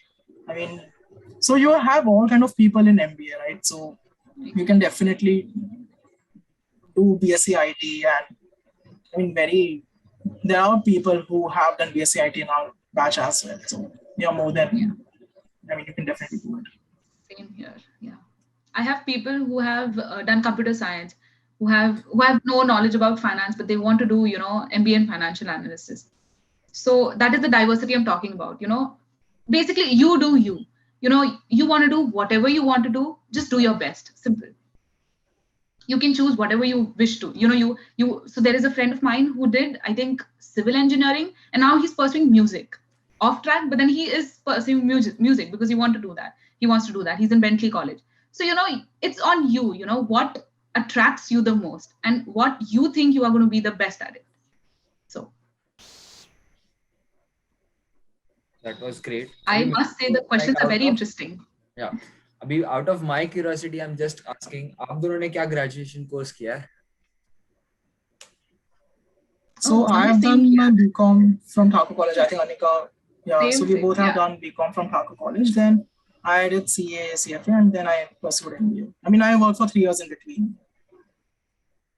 So I met Mridul in 11th. So I was following his lead, He went to Thakur, I went to Thakur. We did BCom. He was a year senior to me. We did BCom. I was also doing CA. But as I said, I was not much interested. I changed the track. So, but now we're both in MBA. So it's fine. That was great. So there's this question from Aryan as well. Why is there a disparity in the number of commerce/art students versus engineering students in IMMs if MBA is a management course? So Aryan, I mean, this is a very, very interesting question, which even the deans of IIMs have not been able to answer. I'll just give you my view. Okay? It's not the right answer. Definitely, it's not the right answer. I think there are various factors to it. One, the general population. I think if you look at the number of applicants of CAT, the engineers are a majority. So obviously it's a representative base of that, right? Second, the CAT examination. The CAT exam has quants and logic, which is very highly correlated with what the engineers have prepared for their JEE exams. So they're already at a very, very higher stage. Third, competition. So I think the people who go in, I mean, that's not entirely true, but still it's not entirely not true also that most people, who are good in their studies till 12 end up doing engineering because end up going to IITs. So it's the same batch of people who come here as well, who are highly motivated. I mean, even now, it's unbelievable the work ethics. I mean, not the ethics, but then just the work ethics. Okay, I believe that engineers are very compromising on general ethics, but it depends, obviously. It's just a controversial statement. So, but then in their work ethics and the dedication they have to excel in their life, the competitiveness they have, I think it's unmatched. So even if it's it's a pure core finance course, the engineers are going to slog and study so hard that they are going to probably perform better than CAs as well. So I think even that is the reason. So more or less, I think these 3 or 4 reasons together, because of this, there are 70-75% engineers, even after being at such a high disadvantage in the entire selection process, you still have such a huge majority. Just to give context, 75% means for every engineer, for every non-engineer, for every 3 non-engineers, for every engineer, you have 3 non-engineers, right? So, I mean, 75 is to 25. 3 engineers for every non-engineer. If there's a 1 chartered accountant, 1 lawyer, 1 medical guy, I'll have 3 engineers in front of every non-engineer. That's what the ratio is. So. Yeah. And I think, after seeing a lot of engineers doing MBA, what I have understood and what I think is because, they want to also learn the management skills. I think for commerce students, it comes by default in undergrad, because we're learning those management courses. So I think for engineers, they also want to learn management skills. So they prefer, doing an MBA after an engineering course. That is what I have understood. I might be wrong, but my guess. No, definitely outside India, I mean, that would be true. But in India, no one cares about learning management. You care about learning different aspects of MBA here.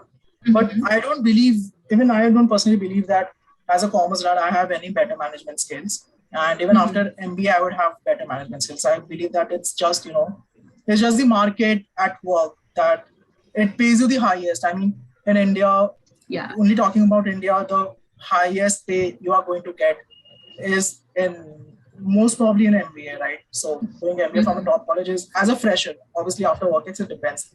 But you are going to get at age 23, 24. I don't think any other course gives you that high of a pay. So by default, everyone wants to make money. So, I mean, obviously, outside India, the entire process is such hectic, and here you need to score well in CAT, their SOP and all those stuff. So you have to be genuinely interested in it. True.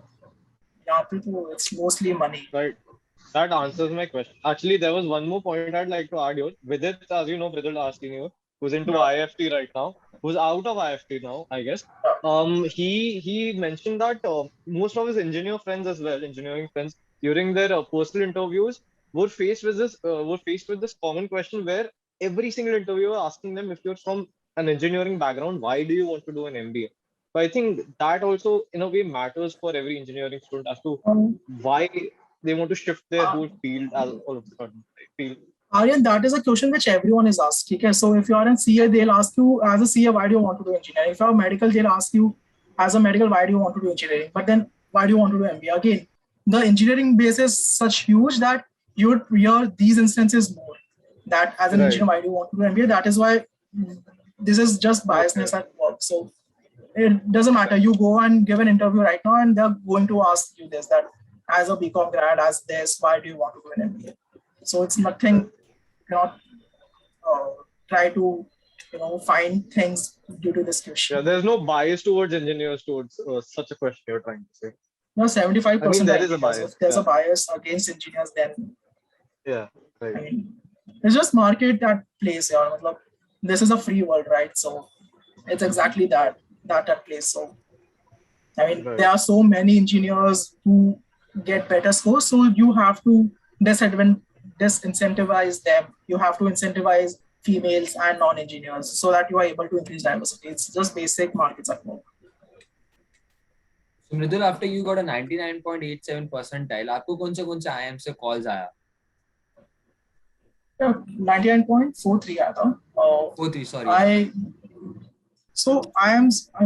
didn't get a call from which colleges. Okay, so बाकी सबसे आया था. I didn't get a call from Bangalore, from Calcutta, and from Indore. So I got a call from Ahmedabad, Lucknow, Kozhikode, Shillong, Jammu, Ranchi, all these other 20 IIMs. So, and obviously my ZAT was pretty decent, so I definitely got a call from XLR. And so basically I got a call from every other college, non-IIMs also, except Bangalore. So simply for Indore, even 100 percentile wouldn't make a cut for me because my profile was such. For a Bangalore call, I wanted a 99.99%, 99.95 percentile or something to get a call from IIM Bangalore. And for IIM Calcutta, I needed a 99.67 or 68 to get a call from IIM Calcutta. So, I mean, it really depends on your profile, which colleges do you get a call from. So that's it. Okay, and पहले like आपने mention किया था like it's better to go into some better college like 𝐀𝐧𝐢𝐬𝐜, NEETI or anything of that sort other than going into baby IIM. So like you still have if you're going to baby IIM, you still have the IIM ka tag. So like why not them and instead choose some better college? IIM ka tag का तो अलग value होता है I guess. I think say how much ever you say value and stuff, finally how do you prescribe that some college has value? Unfortunately or fortunately, placements, right? Easiest way is to go look on a placement portal. So probably IIM Jobs is a good way to start, or Naukri.com, and anything you like. Look for the most sought after jobs. Which are those? Those are MBB firms, which are consulting, basically McKinsey, BCG, and B. You have front-end investment banking roles. Look at those. Look at the job criteria. That what do they want? You realize that most jobs would have just IIM Ahmedabad, Bangalore, Calcutta. Second kind of jobs would probably allow you with Lucknow, and basically top 6 IIMs, MDI, FMS, XLRI. A few might allow you with, I'm not talking about ISB because that's a different market. A few might allow you with NMIMS and, a few more Delhi University colleges. Obviously, FMS is at the top of that bracket. And I am Ranchi, I am Raipur. I'm not sure of all the IIM names, but then at least except any college after IIM Shillong. So basically, if you remove the top 6 or top 7 IIMs, those colleges do not have such a nice placements because they do not have an alumni network. They do not have that reputation in the market. It's building, right? You cannot expect just because it's an IIM tag, within 4 years, within 5 years, it's going to be a top college. So, Rashi, is it JBIMS? If you're talking about JBIMS, it's one of the best college, undoubtedly. If you're talking about JBIMS, I have no idea.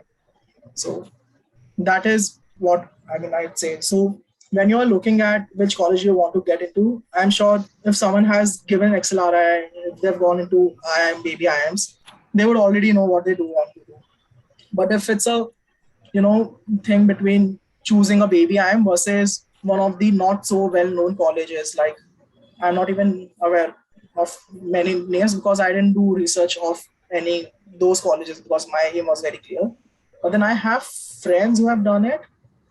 A lot of people have taken, IFT and stuff is obviously better than all these IIMs, all the baby IIMs. But then there are a few colleges like, say, NMIMS HR course.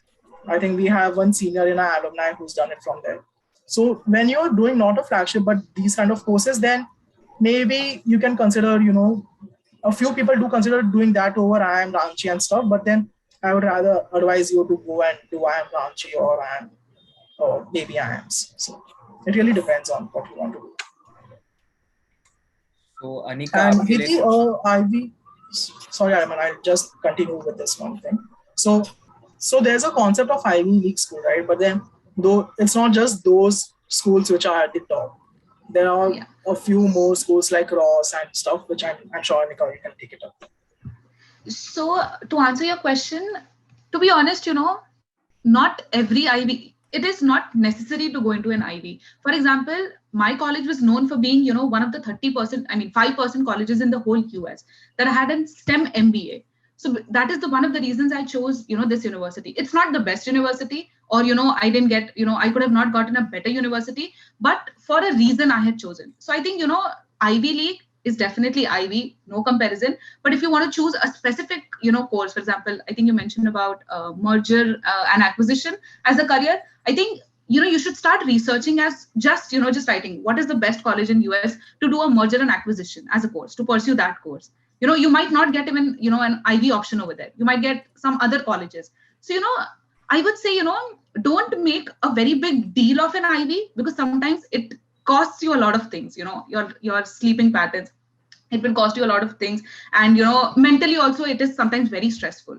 So, in US, there is, again, Ivy is Ivy, But then there is no concept of, you've come from this college, okay, you might not qualify to this, work, this office, or because you're from this college, you won't get a job. It's nothing like that. It totally depends on you, how you are, being in those 2 years of your life. How are you investing the time in yourself in those 2 years? So just, be very open with your options. Don't just, be very restricted that, if I don't get into an Ivy, I will not do anything in life. Or, if, what will others say that, if I didn't get an Ivy, I'm not somebody from Ivy, but I have done, I would say there is a friend of mine who's already in Ivy. He was in Columbia. I have done much more better things than he has been doing for the last 2 years. It's obviously not comparable, but what I can say is because I was from a smaller college, I got more opportunity. So that is one thing, you can do. US MBA is not just for academics or just for the degree, that, oh, now I'm an MBA from maybe Columbia or Yale or whatever. That is my dream too, to be honest. But I would say, focus on yourself right now. Start preparing, start doing your own research. We can just tell you, we can just advise you, but don't take our advice, 100%. Obviously, take it with a pinch of salt, because this is just our experience. Maybe because of time reasons, or maybe because of whatever reasons we did not, pursue something else. So I would say do your research to the best. And of course, we're always there. If you ever need any questions or anybody to talk, we're always there. That was great. So now coming to the last part of the session, it's talking about the placements and the salary that we get after doing an MBA. So, sure. So I'll just take this up very quickly. The US thing, and then coming back to Mridul about the India thing. Okay, interesting. So very simply, I would say there are no placements in US except for Ivy. Let's keep Ivy out of the question for right now, but there are no placements. There will, there are many job fairs that come to a college, and, you can apply to the jobs, but somewhere it is not very applicable for us, because most of the job descriptions have clear mention with asterisks and, bold. They want US citizens or green card. And we are an international student. We don't have all those privileges.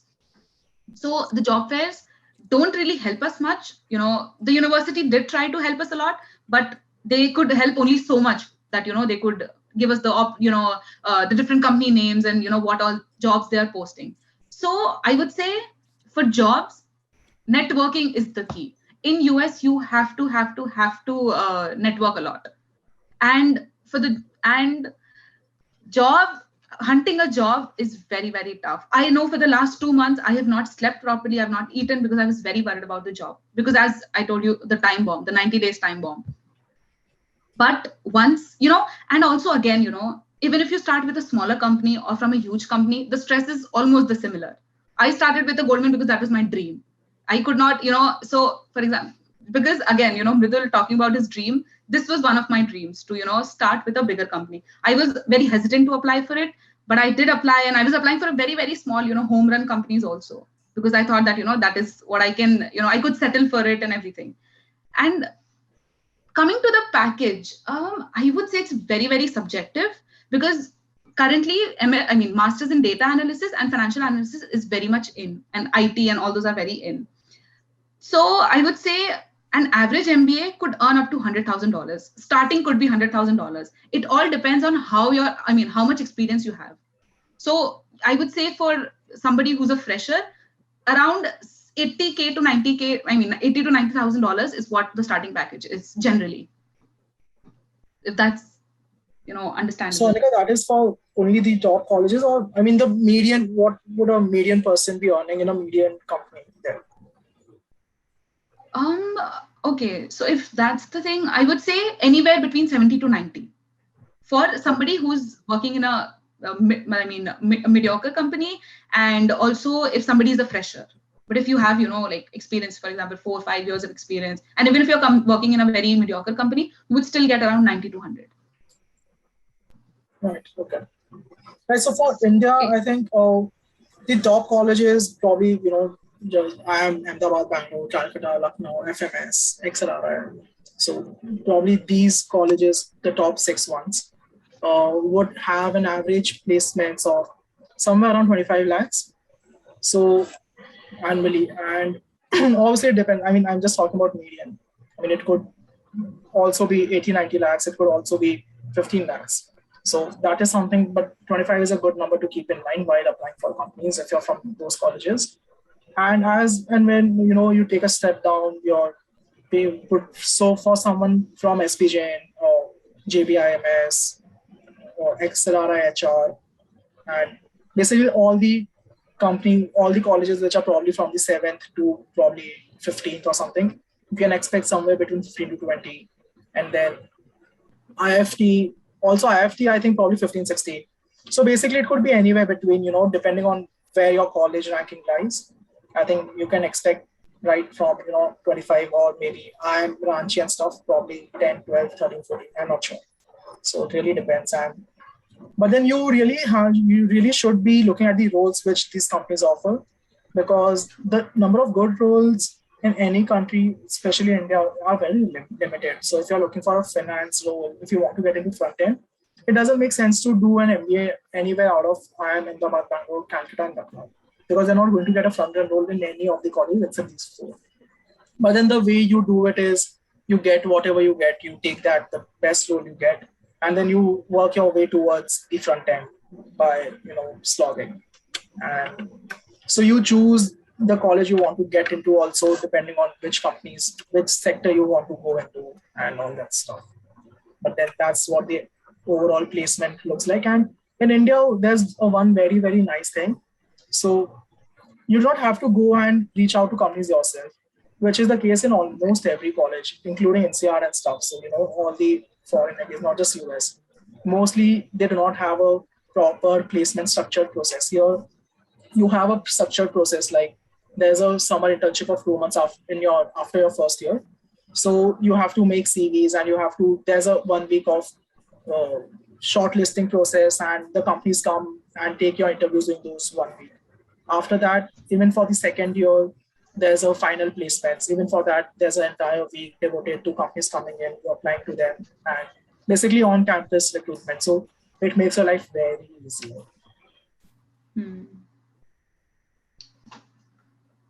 So just to quickly answer Aryan's question. Yeah, so I think generally universities I'll just read out the question, because in the recording the chat won't be there. Yeah. So he's asking that, can you shed some light on scholarship available to an international student? Sure.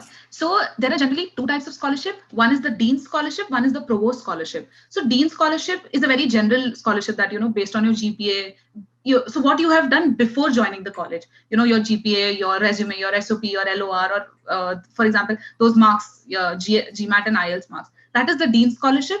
And the Provost Scholarship is based on, so there are teaching assistants, graduate assistants, and TA and research assistants. So these are the three types assistants that we have. So this is what everybody aims for, because this covers 75% of your tuition fees. So the college covers those 75% of the tuition fees because you are working for the college. So you study and you earn and you work for the college. That is how the provost assistantship worked.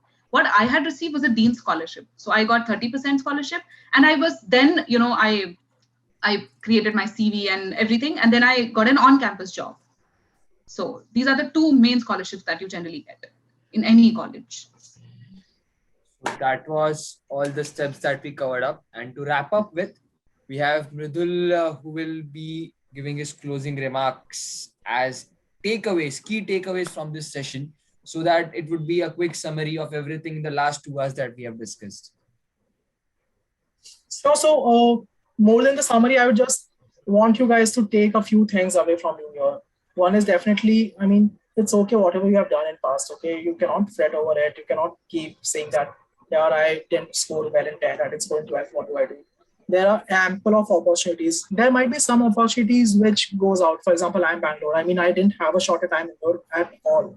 So there would be some scenarios, but then I promise you, there are equally good opportunities waiting out there, right? So give your best shot with whatever you're doing. Doesn't matter you are 14, you are 21, you are 25 right now. If you want to do MBA or anything, just give your best shot possible. Whether it's your graduation, whether it's your CAT, whether it's your GMAT. Start reading various stuff. So it doesn't just help you in your VRC section, but it helps you in life as well. When you're giving interviews, it really, really helps when you are, it really shows that you are a person who is well-read and you are a person who is not well-read, because you get the depth by reading. start solving puzzles, start enjoying numbers.